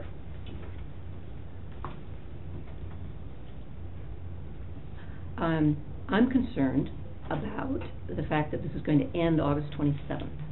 And I know in the past there's been some anxiety in the community when things of a public nature are done in the summer, and people say, "Oh, we didn't know, you did it while we were away at the beach, and now we're upset because we didn't know about it and it's done." So I was going to make the suggestion that we just push it back 2 weeks so it ends September 15th. I don't think that would make a huge difference because we're still going to get there, and that way everyone would be back to school, and they wouldn't have the opportunity to say they weren't here. Prior motion says August 27th of 2013 that was passed by council. What was that? That council approved the borrowing up to $4 million for the city's portion of funding for the Columbia Avenue Washington Street project and undertakes the AAP process by establishing the deadline date of 4 p.m. August 27th. Moved by Lisa Scott. And it was voted on and carried. Okay. Thank you. Is there anything on this form now? Okay, seeing none. On that motion, all in favor? What motion? Of the form? Do we have a motion on that? Yes, we did. I thought we did. No? Okay, I need a mover and a seconder. That we moved by Wallace, seconded by Thatcher. Discussion. All in favor? Opposed? Carried. Council approved the fair determination of the total number of electors in the city of Roslyn to be 2558 for conducting the AAP process, adopting bylaw 2554 to authorize the borrowing financing for Columbia Avenue, Washington Street upgrade project. Is there a mover to that? Moved by Spear, seconded by Fisher. Discussion. All in favor? Opposed? Motion's carried. Information items. The motion that the information items be acted on as given, subject to. Who's got a letter for me? I got B and C. B, C. Dutch? D, F, D and F, yeah. Okay. Mine are covered. B, Councilor Spear. Oh, it was about Golden City Days Parade. So I sent an email back to Vicky Howe, and I said, how come we don't go downtown anymore? And I knew the answer to it, but I guess I just, and I think the parade route worked great, and it's a change, and it's up top, and everybody ends up at the arena, and that was the concept behind it, to end up at the fall fair, because the fall fair was dwindling. So I understand that. I guess I just kind of bandied back and forth with her a little bit about the fact that I thought it was, kind of traditional that we go through downtown. But she made some good points. It's a highway and it's, noisy and we have to stop traffic and all of that. So she did answer my queries well, but I still wish that we could do both and have going downtown, as part of the Golden City Days Parade. But, nonetheless, they're the committee and they, they've changed it, so I guess it's fine. Does anyone else feel the same way? Well said. Well, they are the committee, so. Yeah, they're the committee. And I also said that the businesses could go in the parade, and then they would be represented in that parade. More Anyway. parking downtown for the businesses. Yeah, there you go. Anything more on B? No. C. That was me. Okay. That's Aaron Crosby's email back to Ken Holmes.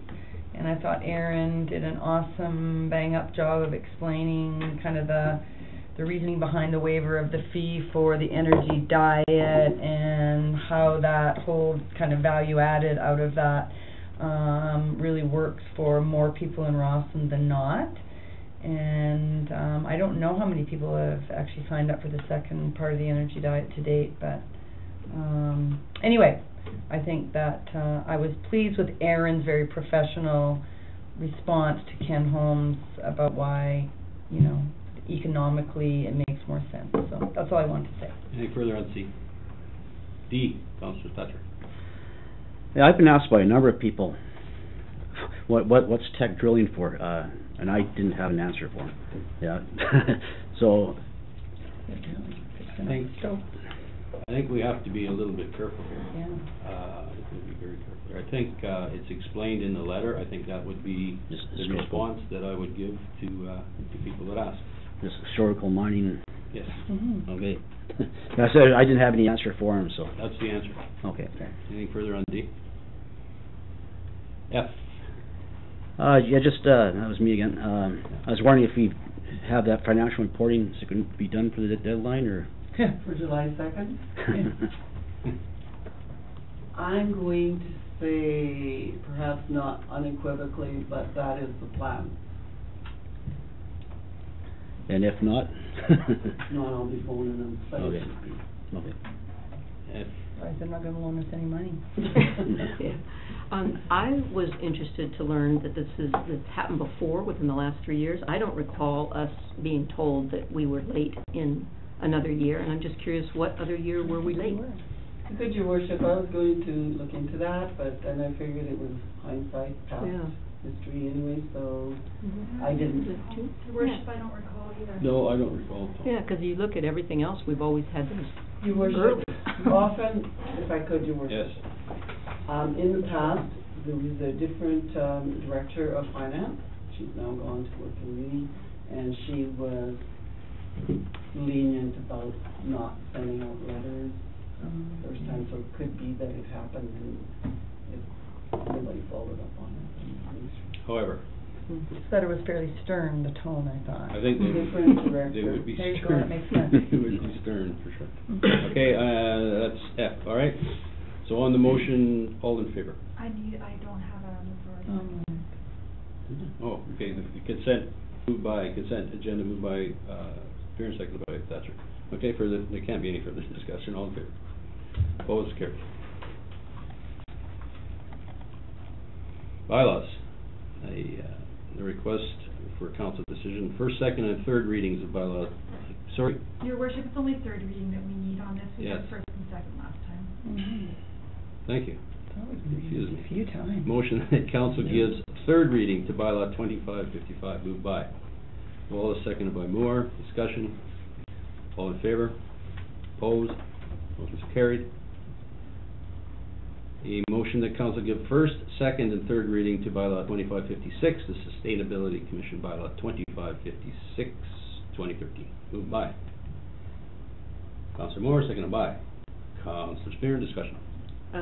Just make one comment about it, that the Sustainability Commission people were very happy to work together with staff. They had no issues with it, and they feel it will help them and streamline the effort. So it's a good thing.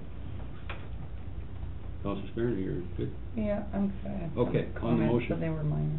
On the motion, all in favor? Opposed? Motion's carried. The council give first, second, and third reading to bylaw 2554, Columbia Avenue, Washington Street upgrade loan authorization for submission to the inspector of municipalities for approval and to electors for approval through an AAC process. Moved by Councillor Spear, seconded by Councillor Thatcher. Discussion. Seeing none, all in favor? Can we talk about it now? Can we talk about the information that was included on the, let's see, what are we recommending on this one? Submission to the Inspector inspector for municipality. approval. This is just to give Not really. what we Okay. just did to the inspector, what we just approved to the inspector municipalities. I still think we're blowing it on the dates myself, but, okay. Okay, on the motion, all in favor? Opposed? Motion's carried. Wait, Members' reports, you can. can I ask just one question here, because I just want to clarify something on the language, not change anything, but just a clarification in 2B. Maximum term for which debenture can be issued is to secure the debt created by the bylaw is up to 30 years. So if we had wanted to do it to 15, we could with that language, could we? We probably could, Your Worship. Okay, but we're not, I realize we're not, I'm just. But I will We follow might up get rid to of it. be sure. Yes, please. Okay. So, notice of motion, I'll turn it over to, Councillor Moore, and you might wanna, well, first of all, read your motion and I'll see. Okay, I have to catch up with myself here. Going so quickly tonight. Oh. Okay, so my motion, I don't know, do I really need to read it, or No. you've all read it? The motion is that council directs staff to formulate a compensation guideline policy for non-union employees, moved by Councillor Moore. Yep. And further that, the discussion of the the discussion of the policy The discussion of policy. presented take place Yes. when all councillors are in attendance. Do you wish to Yes. make that integral to that motion? Yeah, I do. Okay, is there a seconder to that? Is that motion? Mhm. Oh, I'll move it. Or Okay. second. Thanks. It's gonna take- Okay, so as the mover, I brought this up originally in January, but put it off because our CAO was gone, and then I didn't want to bring it up at budget crunch time, so now I'm bringing it up.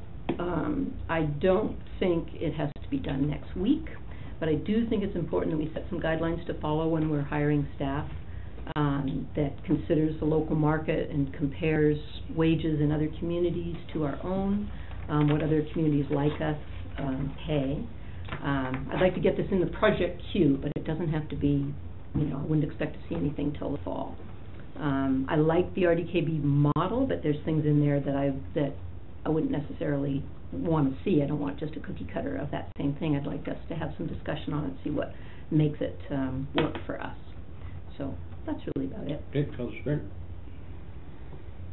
Well, I don't disagree. I mean, when you look at salaries across the board for similar kinds of places, but I do know that when you look at the fact that we restructured and created 2 positions, which technically would have been 3, that were not highly out of line by any means.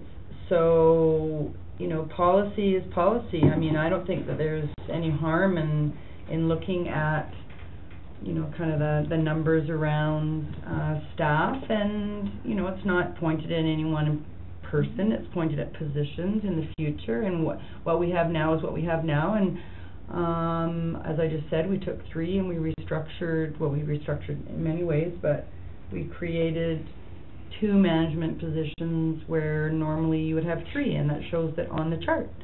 So in fact, we've probably done pretty good on behalf of our community as far as that goes, and as long as people can keep up with the amount of work, which is enormous, then I think we're getting a pretty good deal. But I don't have a problem with looking in the future or looking at it down the road, taking it out of context of who we have and what we're doing today. I don't think it's harmful to have a discussion about it. It's not pointed at anyone. No? Councillor Fisher. Well, I support the idea of the proposed motion, or the motion that's on the table, but I'd like to speak to it in a way that's pointed to all of us, but also something that reaches out to the town, in that I heard, and I think that they've had to defend themselves, a couple staff members take it on the chin and a little bit, and it's also come from the council table in very subtle ways, but ways that the staff can feel it, and I think that it's probably lost on members of the public because of the way it's been reported. But I just did a quick adding, and so I was going to actually make a spreadsheet, but I didn't have time of what the information that was provided, and take it as your management staff positions, and you go across the board and you add up all the numbers, and then you add up all the communities that were sort of compared to based on budgets and populations and all that kind of stuff. And it's definitely either in the ballpark, midline, or below, across the board if you add up all the positions. But the inference in the community, and at times through this council to the community, is that it was higher. Now that's not all of us, but it's kind of been inferred that, and it's little snide comments about it. And I don't feel that that's useful. So what I would suggest that the staff do is publish them all across the board, add them up, they're all public information, and then say, here's where Rosslyn fits. Because at the moment, a lot of us are having to defend the avenue that we took, and people are asking me questions, and I said, well, if you add up the numbers, it's relatively close. All these communities are relatively close. I don't even want to point out, and I will though, Chetwynd, for crying out loud. A town with 2,000 people, a lower budget, and they pay, well, I don't know, about $100,000 more than we do. But that's an extreme above us, but we're somewhere in there. We're in the mix, and the inference has been that we're not. And I keep having to defend the decision, and it even comes internally through at least a member of council. And well, I appreciate this direction. I hate the snide comments, and I hate the backbiting. And it's not tolerable, really, when you actually look at the numbers. The numbers are the numbers. Look at the numbers, everyone. There they are. Add them up. Simple to do. But I think if the staff just adds them up, puts them on a spreadsheet, publishes them through the media, then everybody in town will see, oh, well, we're right in there. Okay. Instead of picking on one person, and that's what's happened, one or two people. I'm pretty passionate about it. It doesn't seem that way because I'm tired, but it bothers me a lot. No, but well said. Thank you. Can't remember who was first. Anyway. Well, I haven't spoken yet, so Okay. it makes it easy. Oh, you got told there. Councillor Wallace. So I don't have a problem putting a policy together. I think it's probably a good thing for us to have in the folder. I do think that we have to recognize that it may not be till next year until we get at this. I don't know that we can expect it's going to be September. And that goes back to a discussion that actually was had at this council table 2 weeks ago. That we need to look at priorities, and we need to be reasonable and realistic as to how much time our staff has. And this probably isn't number one on the priority list. So I don't have a problem with putting together a policy. It's probably in the best interest of the community to have one in the long term. And yeah, I really like the idea of having something that's an easy to understand presentation that compares apples to apples. I love that idea. I think it's a good idea. Okay, Councillor.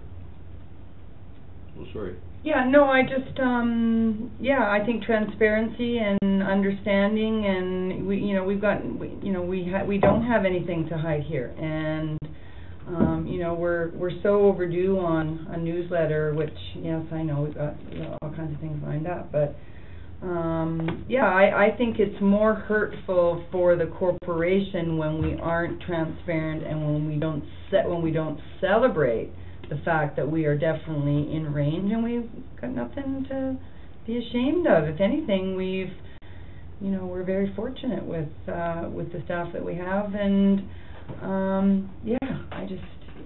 don't know. I don't think it needs to be a negative thing. Okay. Yeah, it definitely doesn't need to be a negative thing. The only problem. And I don't see it as a huge priority at this time because I'm really hoping our staff isn't going to really change for a little while. Really, for a little while. Long while. The only issue I have with this motion is the and further part that we only discuss this when everybody's here, so I don't know how we would set that into an agenda when we don't know if everybody's going to be here or not. So I think I don't support that because it's going to come to council on an agenda when we've set it out so that we have time to do it. I can take that part out. Take the line out. You can take it out. Then I would, don't have a problem with it if that line's out, but that line is onerous and it may never get done with that there. Mm-hmm. Okay, any further? Your worship, are you amending it then? Yeah, you can amend that. I think the intention perhaps was that Councilor No, I understand. Moore didn't want to have it come to council when she wasn't here because it is her motion, so and so it shouldn't. No, but I understand that, Yeah. but also. No, I agree that totally. limits what we I can agree do. totally. Okay, so on the amended motion, all in favor? Opposed, carried. Councilor Moore, you wanted to bring up something about the, I'll let you talk about the report, so I'll give you a few minutes if you want. Okay. This is about the numbers for, I think it's really important that we come out to the public with a nice, concise report. This is what our budget was for Columbia, Washington. This is what changes we made, and this is what it cost. But my concern with the way these sheets are set up is, oh boy, what page is that? 234 maybe? No, that's not right. 33. Yeah, let me get back there.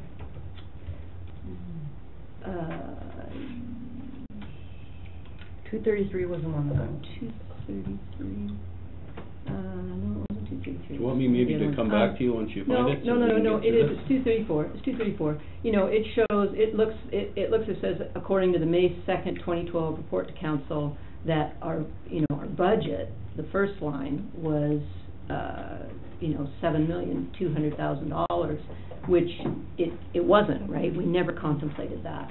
And the thing where I had the biggest struggle was with the engineering fees. And I went back and looked at what we'd approved, what we talked about for engineering and what we approved for engineering.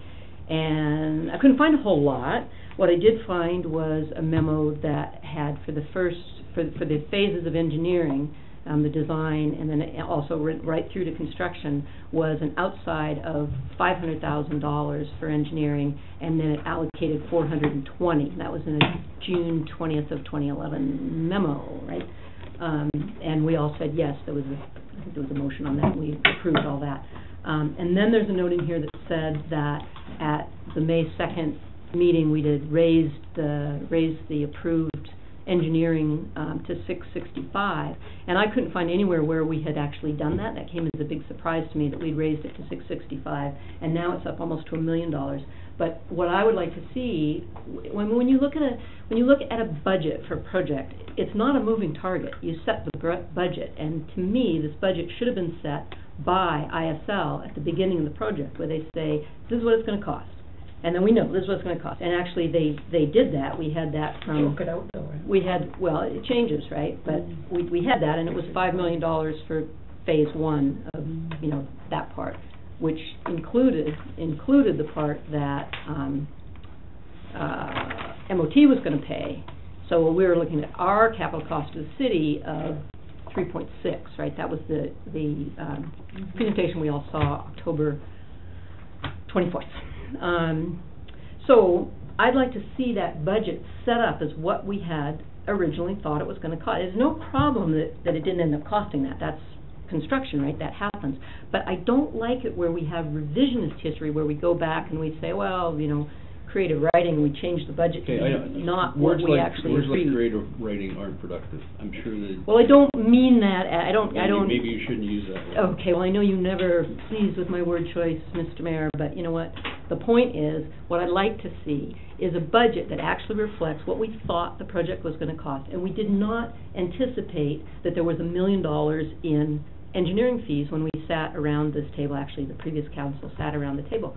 So, you know, that I would like this chart to be, I mean, it's really close, right? It's really close, but I would like it to be something that we can go to the public with and say, this is what the budget was, this is what it cost, and here we go, and now we've got it. I don't want another thing like we had with Ophir Reservoir, where our budget ended up matching our expenses, because that isn't how the real world works, right? And it's not how the real world worked on this one. Maybe Ms. Arnott can address that right now, and maybe we Okay, can Your move Worship, on. I went through all those reports, and on May 2nd, 2012, was when Mr. Kumar presented to council a budget of $5.638 million for the city portion of this project.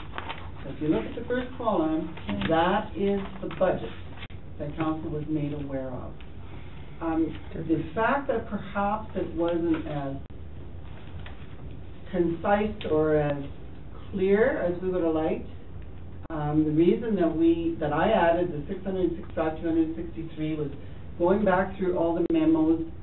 If you'll look at the report that you got on May 2nd, where it says tendered costs subject to adjustments and engineering and contingencies, and then added back the non-rebatable HST, added back the engineering and expenses from 2011, you ended up with a tendered cost subject to adjustments and engineering contingencies 5.638. I also found correspondence from Mr. Kumar to council and to the press reiterating that the reason this budget was $5.638 million is because it included monies that had been spent to date. That would have been your engineering for preliminary design and everything else. At that time, your engineering costs were $665,000. They were over your $500,000 that you had approved back in 2011. I didn't include that because I didn't want to muddy the waters. But this is what was presented to council on May 2nd, 2012. There is no changing of the numbers there. That's what it was. That's what council saw. It included your construction, and it included cost to date, of which there was $655,000. Then there was another $150 that was for other costs and adjustments that Mr. Kumar allowed for, knowing that you guys weren't there. That was probably a very smart thing that he did, knowing that oftentimes when you have a community project like that, you do use your own staff, your own equipment, which is what ended up happening. So there is nothing creative about this. Nothing. This is a report that you guys got May 2nd, 2012. It is there. That's why I included it. And it included, that's why you got all the numbers, because I do understand it gets a little convoluted because you have the non-rebatable HSD, you have the engineering fees that come and the HSD is separate, so you have to calculate all that. But I swear to you, this is what you got May 2nd, and I didn't change any numbers. No, therefore, that's the budget. If we want to go back and look at phase 1, phase 2, phase 3, you can do that. But it's not going to change what went to council May 2nd, 2012. Yeah.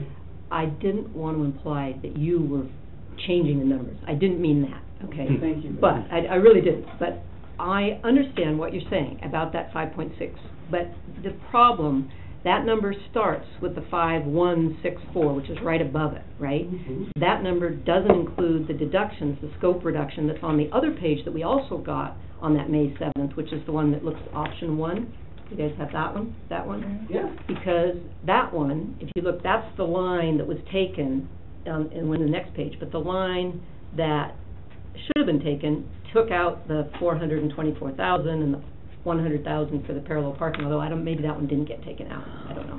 I understand, Your Worship, that it's confusing, because the 4.7, and then what was done was that, okay, it said the 4.7, but we're going to leave it at the 5.1 because we know that it includes costs that have been spent to date. I have before me Exhibit A, which says, because I knew this was going to happen, it's highlighted here. Here's a copy of the memo. I can circulate it to you guys. It went from Mr. Kumar to Mr. Andrew Bennett, CC to council and to staff. And it says, in summary, we are reporting 3 cost structures. The estimated tended contract cost, including contract for engineering construction and contingencies if needed, of 4.7. The total project cost of 5.1 before your non-rebatable, before what was spent in prior years, is inclusive of all known costs to date with the existing HST legislation. The known costs to date included the monies that had been spent on engineering to date. But didn't include the 424 reduction, scope reduction, right? It did. What happened is with the 4.7, then he added back some money to cover the cost of the engineering and everything else, and the 150,000 extra cost that he was expecting. It's perhaps confusing in the way that it was presented. Perhaps council on May 2nd didn't get an opportunity to clarify. If you look at this report, it's really clear. It shows 5.638, tender cost, subject. It shows all of the funding. It shows borrowing of 3.3. If you do all of the math, you will end up with a 5.6. Okay. Oh, that's the new one that you gave us tonight? 6 of 23. Oh, 6. It is, so when I rewrote it here, I showed it as a budget. Perhaps on May 2nd, it should have been shown as construction, other costs and adjustments, and preliminary planning and design. That perhaps should have been, in hindsight, done that way, but that is the report. Yeah, I guess I'm just saying, to the public, it's nice to have what we thought we were spending, changes we made, what we actually spent. And I know that I certainly did not sit around this table thinking that project was going to be $7.1 million. I didn't. So to me, that is not the budget. The budget would have been what ISL told us at the beginning, right? Granted, people go over on things. I'm not saying anybody's the bad guy for doing it, but you just want to know when you're doing a project, like if you're building a house or something, you've got your initial costs, and you need to know, were you right on those costs, were you wrong on those costs? So for the next time you do an infrastructure project, maybe, I mean, I'm not saying that's anybody's a fault. I'm just saying when we work with somebody as a professional project manager like ISL, I would expect them to come to us with a budget that would then be the budget. It's set in stone, right? After that, then you change as you go. I guess the only question that I would have, I mean, I guess through the mayor's chair to Councillor Moore, the question, on May 2nd when I was reading that, or when you were reading that, did you not think that it was going to be 5.6 at the end of the day? May 2nd of 2012, I can't remember what I thought on that date. But I mean, the right? report, the thing was there, and I know, but it didn't say 7.2 million, which is now what the budget says, right? Well, no, excuse me, the 5.6 is the budget for the city of Roslyn. 7.2 includes the MOT portion. Mm-hmm. So the report to council would not necessarily have included the 1.4 million for the MOT. And I think that was stated in your report. Yeah, that's true. Okay, I can see that this is just sort of not going anywhere. But, you know, when you look back at what ISL brought to us in October of 2011, it was a $5 million project.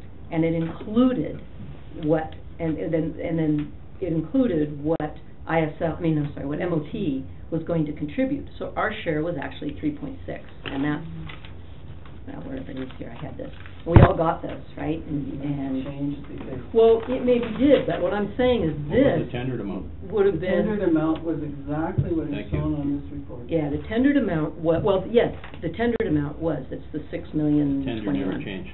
Yeah, no, I don't think, I'm not saying the tender changed. So the but in tendered terms amount of the was budget. the tendered amount. No, the tendered amount could have been used as the budget then. Yeah, well, whatever, but the tendered amount was the amount, and there was EW. No, it's okay, Come it's to okay, come to the realization If I could point something out as well. I think we should point out that how close we are on this project and how well it came really in. well. It's unbelievable. If you look at the second page, which I'm not sure it is, but it's page 3 of 23 on my report, that shows a total project of 7.2 million. An MOT portion of 1.59, the City of Roslyn portion of 5.638. The actuals to December 31st is an actual of 7.220 for a total project, 1.7 million for MOT, and the city has 5.473. I didn't carry that forward to here because I thought it was quite clear that this flowed through. And we really, the city of Roslyn is only concerned about its budget at the end of the day. Thank you. Okay. Councillor? And look at it that way, it's under budget, which is nice, Exactly. which is lovely. Does not include any on the golf thing. No, I know that, and that's sitting back here in my mind. But the other thing, and I must have read it wrong, because one page that I looked at, it was about the EWOs, the extra work orders, and I thought when I totaled up, it was like $500,000. Was that make sense? No. Okay, so I must have read two numbers and out of them or something, but I was going, oh my goodness, because that seemed like an awful lot of extra work orders. It was on one page I looked at, but the extra work orders were 240 or something. It's projected to be 279,000. Yeah. Check.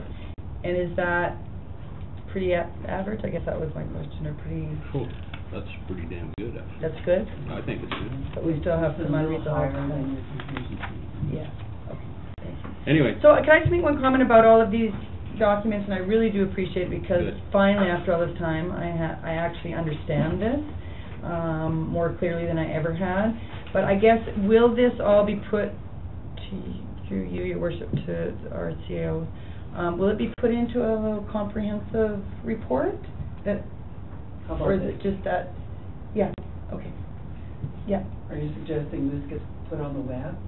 I suggest that it's you know. I think we should find some creative ways to get it out to the public. Absolutely, absolutely. And we'll just because do that, I don't think, need a motion, we're you know, just gonna make sure, we've already talked about I something. want to say it's a breath of fresh air, but I think it is actually, and I feel relieved that this is all coming, so thank you Breaths of fresh air. for all your hard work. Well, it's been a long time and it has taken and one thing I did write down was that I really appreciate the fact that our CAO didn't bring something kind of drafty and then we were gonna have to have all these nasty conversations. So I do appreciate, and this is the hardcore data, and that's great. Thank you. Okay, I'm gonna move along with members' reports. I'm gonna assume that you're done with your notice motion? Oh yeah, I'm done with all that.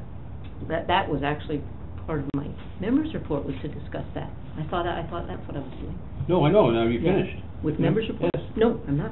Well, that's why I asked you. Okay, sorry. Okay, so, Councillor Wallace, Mayor Granstam and I were here for the meeting with the AGLG, which was very interesting, so we're members of staff. They gave us an outline of the process and a timeline that we can share with the public, so I hope we do that soon. And newsletter, email, communication, I don't know, we haven't talked about how that's going to get out, but maybe the mayor has with staff. That's a question to you, sir. Sorry? Did you have any conversation with staff about how we'd communicate that information out to the public? Because remember, there were certain things at that meeting that were good to go.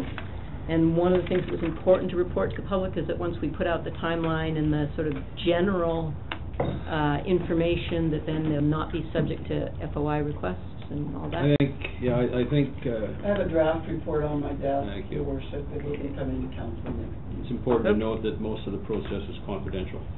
Yes, but there was a lot that they were willing to share, which would be informative to the public.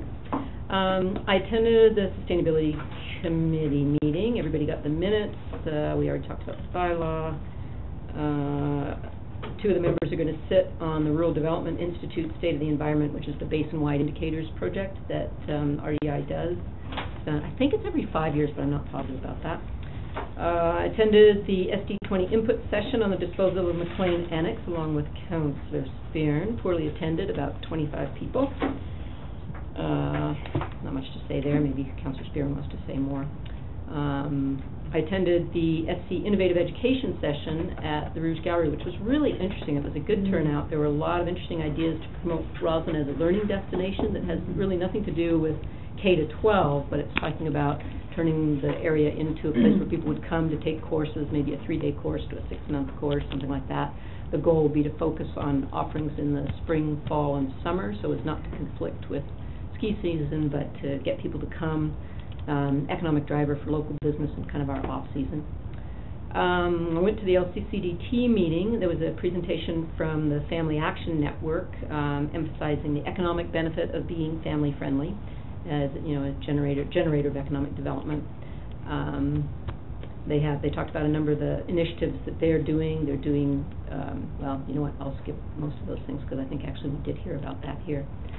There's also been talking there, there's going to be a meeting to discuss the CBT's community-directed funds, a meeting of the mayors, which our mayor, I'm sure, will attend, probably in August.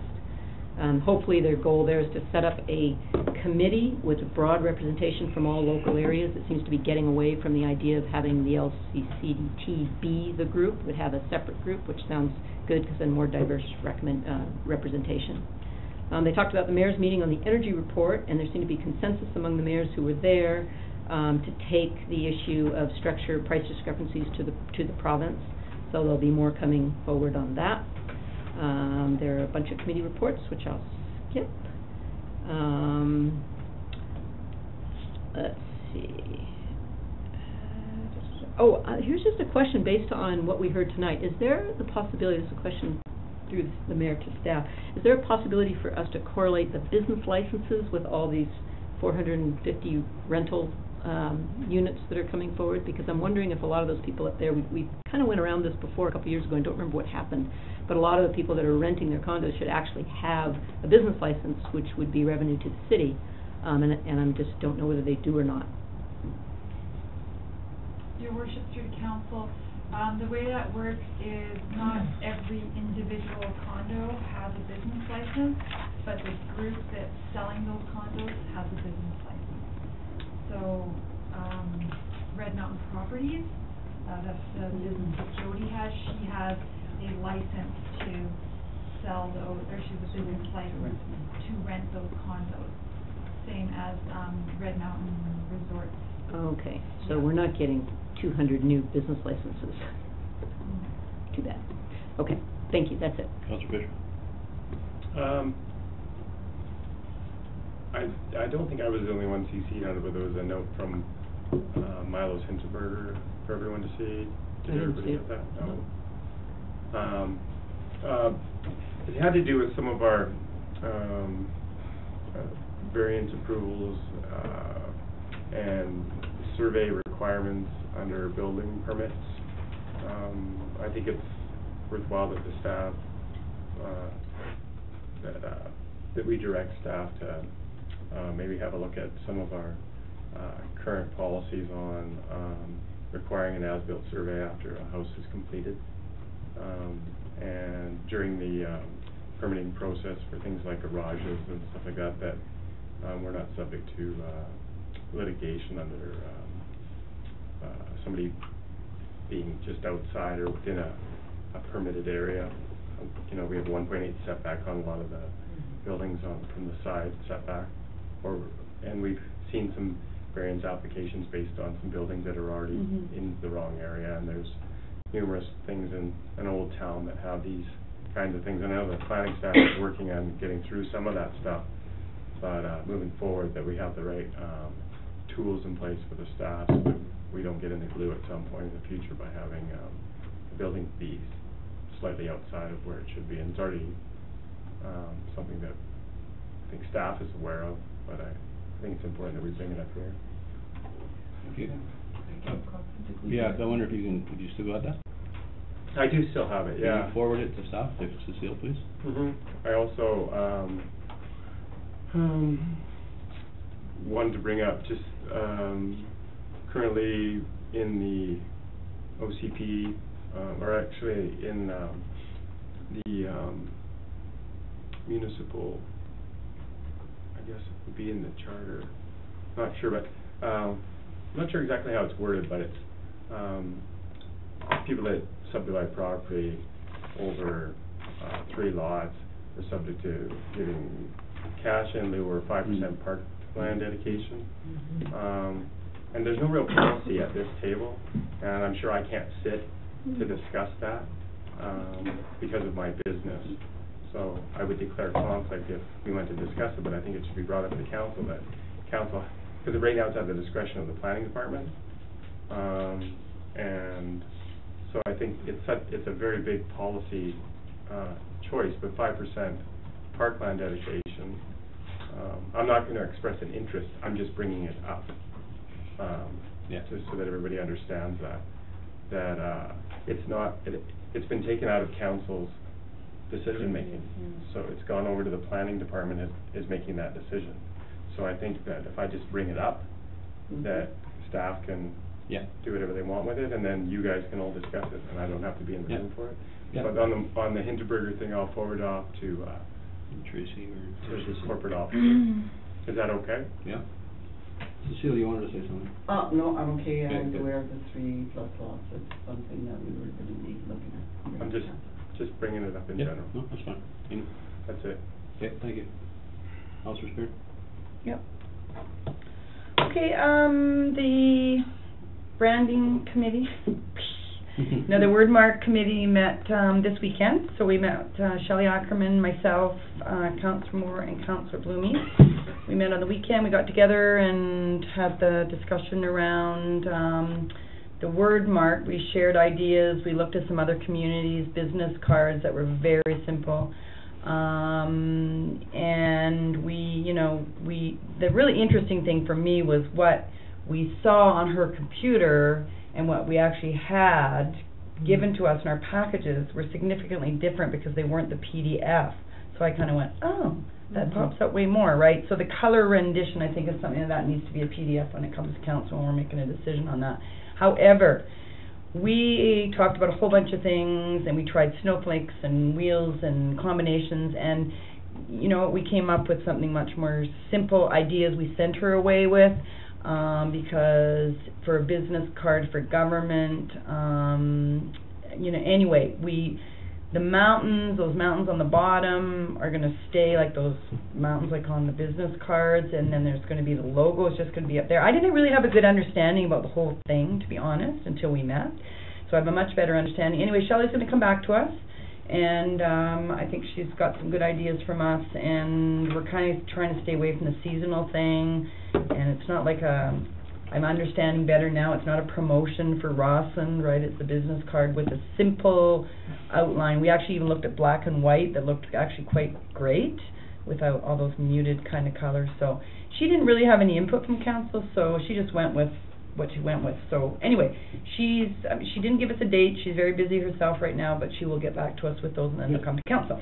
So that was that.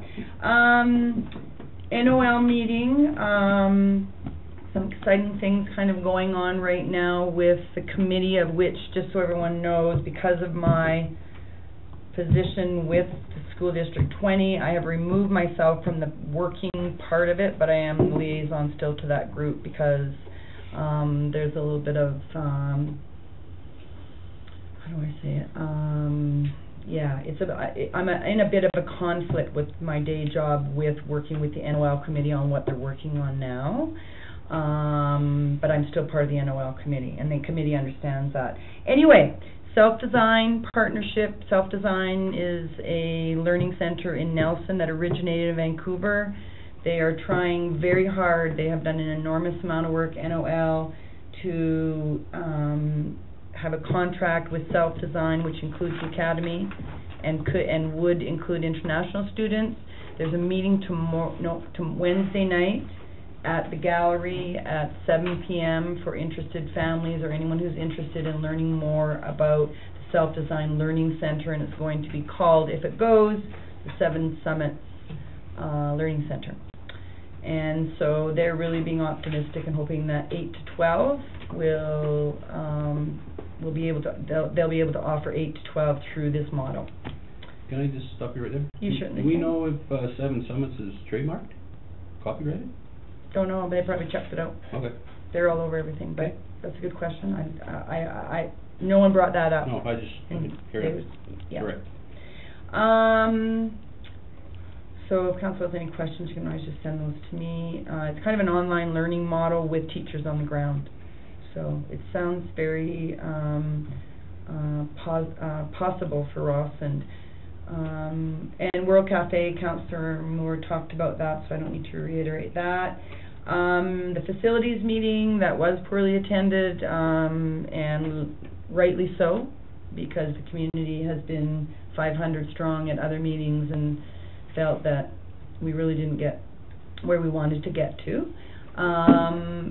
Reported today in the Rawson News that McLean Elementary School is not for sale, that the school board is sitting on that until the new K-9 configuration is housed at RSS, and I think probably a lot of this is because of the short 2-month renovation timeline that could be very precarious. So if in fact RSS is not ready for the kids from McLean School, that they'll be sitting there amongst the hundreds and hundreds of boxes that we have packed already.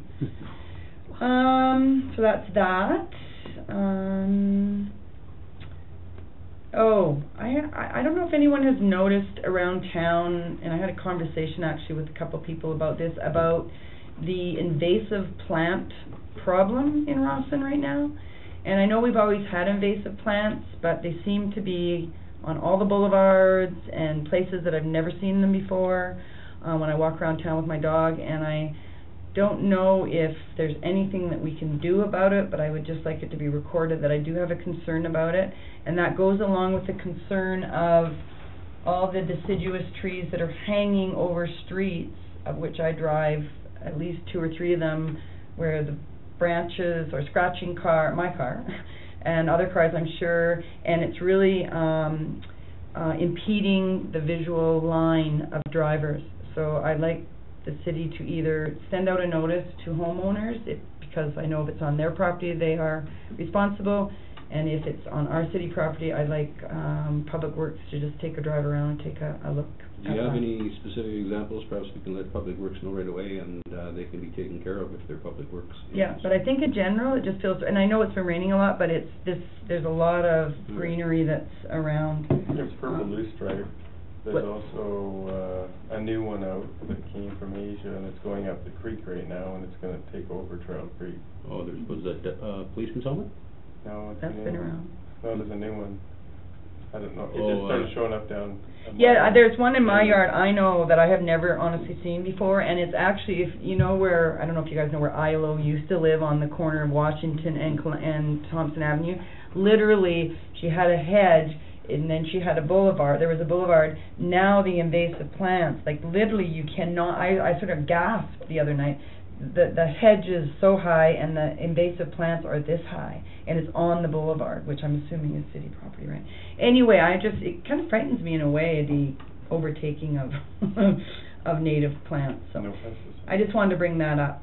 And the other thing that I've noticed is the Louis Joe Trail going from Washington down is really overgrown at the top, and I'm pretty sure that the city, it's our job to make sure that that is maintained, so they really need, and I know last year they were down there with weed whippers, so if the summer students could get down there and Yeah, I would comment It's probably a about lot to do with the invasive. rain. well, it is, but it's been like this for a while, it's really, like, you can barely walk down that trail. Anyway. A quick comment on the invasive, could we invite Jen Bogle from the, I mean, I think she still does those clinics, I think she did one with Public Works, but if there's new species that are coming up.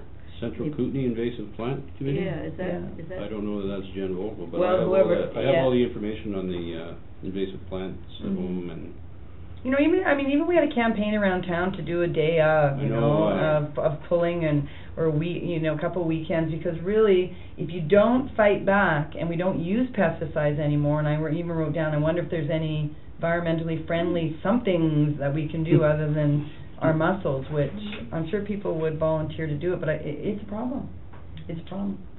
So, anyway, I brought that up. Sorry, I've got a few things. I was curious about whether we know when the street furniture is coming for downtown, or if we had any word about the street furniture date. can't answer that. Can't answer that. Okay. And I have another one.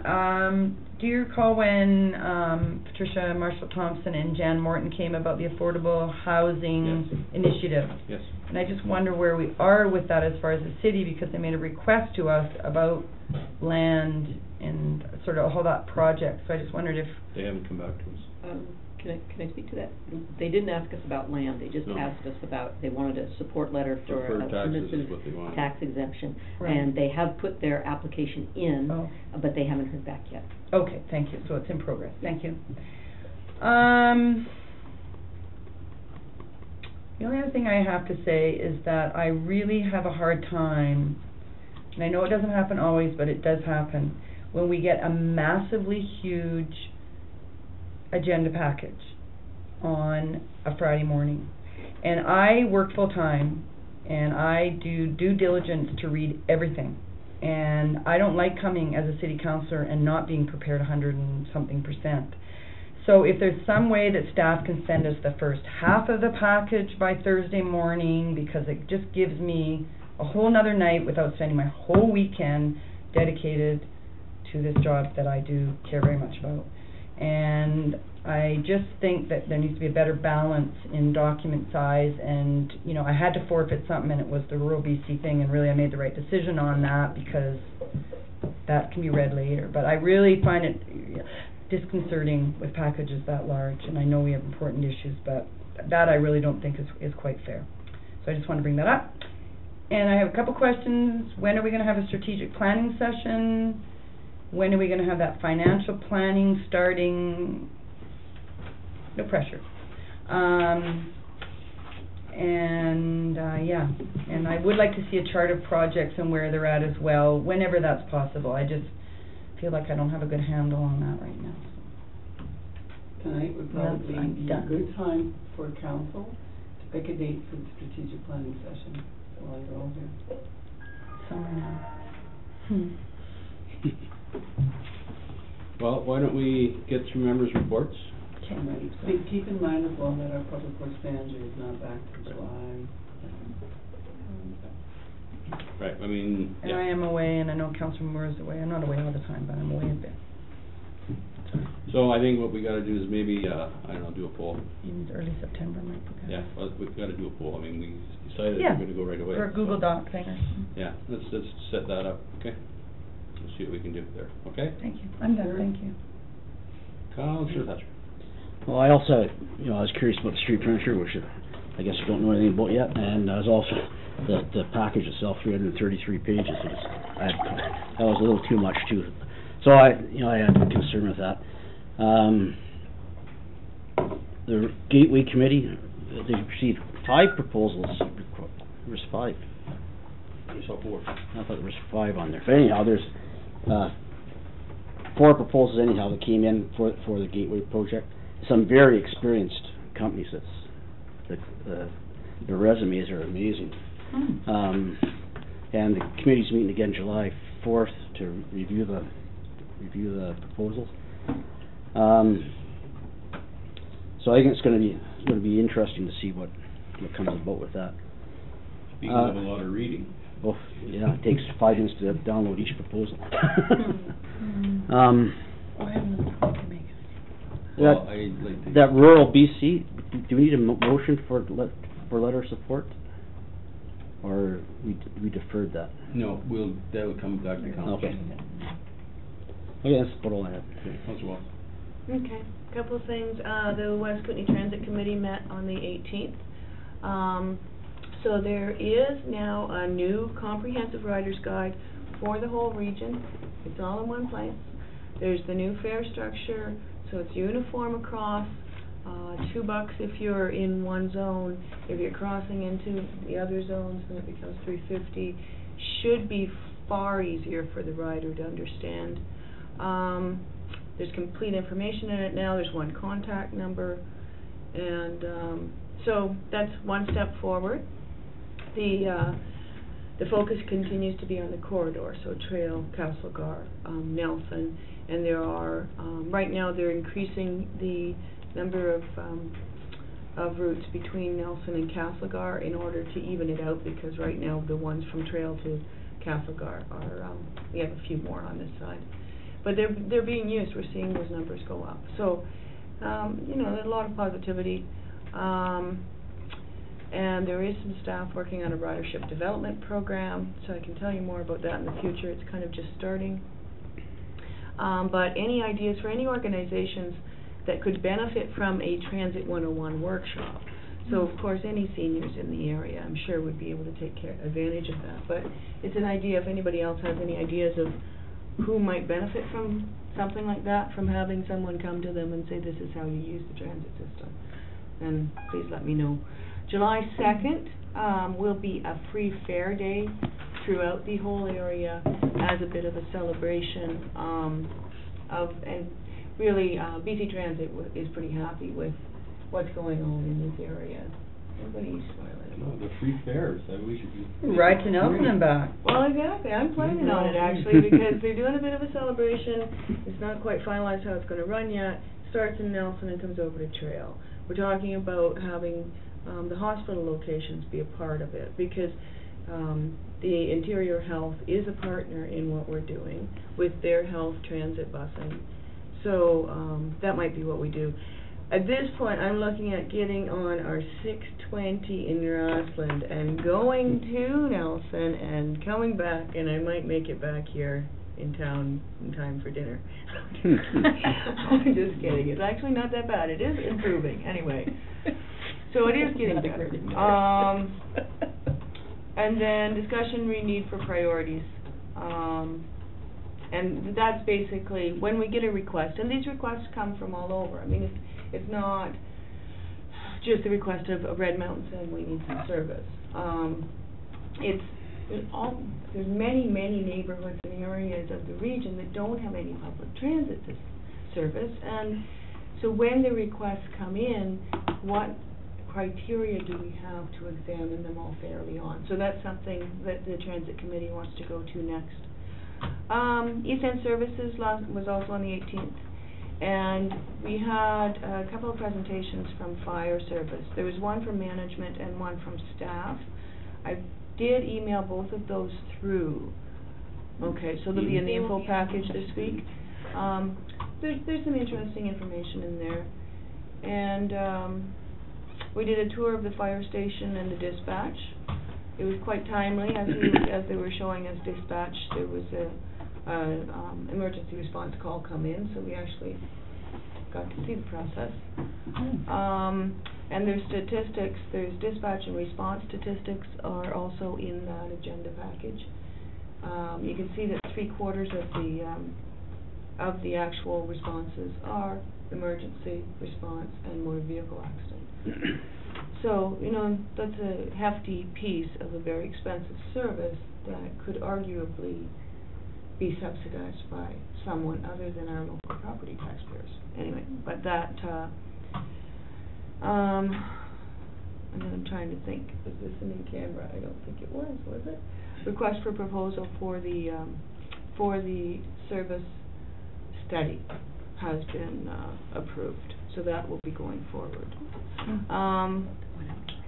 And then I have my own summer schedule set up, so I will be in Ontario for the July meeting. I do not know whether I'll have the opportunity to phone in or not. No, I'm over too. I was going to phone in. And for the August 12th meeting, awkward timing for a work opportunity or commitment that I've made. So I'm not sure that I can make either one, so I'm just giving you a heads up on that. And that's about it. Maybe we can email me when you guys are taking off. We could be like the school board, but just not have them in the summer. Well, we got a lot of issues. No, I'm being facetious, obviously, but they don't meet in Okay, summer. anyway, can we just, if you know when you're gonna be away, email me, please. It'd be nice to have an overall calendar, so we all know where everybody is. Thank Not you. where they are, but away. Okay, I'd like to go ahead if I may, unless there's something Ms. Arnott wishes to speak to at this moment. No, I'm fine. Thank you. First of all, to Councillor Wallace, I read the minutes of the sewer committee meeting, and I want to congratulate you on a job well done. You made your point very well in those minutes, and Thank you. it was very, very good. Thank you. Quickly, I attended the Red Mountain announcement the other day. It was nice to hear. Apparently it is scheduled to be in operation this year. This morning I met with Mr. Mike Martin of the LCCDT regarding their priorities. I met with the RCMP this morning regarding their priorities and some other issues. And I haven't had the chance to mention my Cernerdale trip, and I won't mention a whole bunch of it, but just to say that I'm in contact with them just about every day, just on various issues, and the Red Mountain announcement. We're trying to get more press out of them right now in Norway, and see if we can't get some kind of agreement happening and some tourism trade happening. I wanted to show you this book. A lady, we were at Woodish Yelness hometown, and this lady came over and handed me this book, wanted me to give it to our library. It's all in Norwegian, but there is a summary in the back that's in English. I only pointed out is because the reason that I had to buy more luggage is this thing weighs about 10 pounds. Anyway, I got it back, and I'll leave it in my office. It's quite interesting. It's immigration from Nordmore. That's what that says, and immigration that came to specifically Wisconsin. But anyway, it's pretty interesting. And that's all I have to say today about the trip, but it was marvelous. And seeing no more items, we're adjourned. Thank you very much, everyone.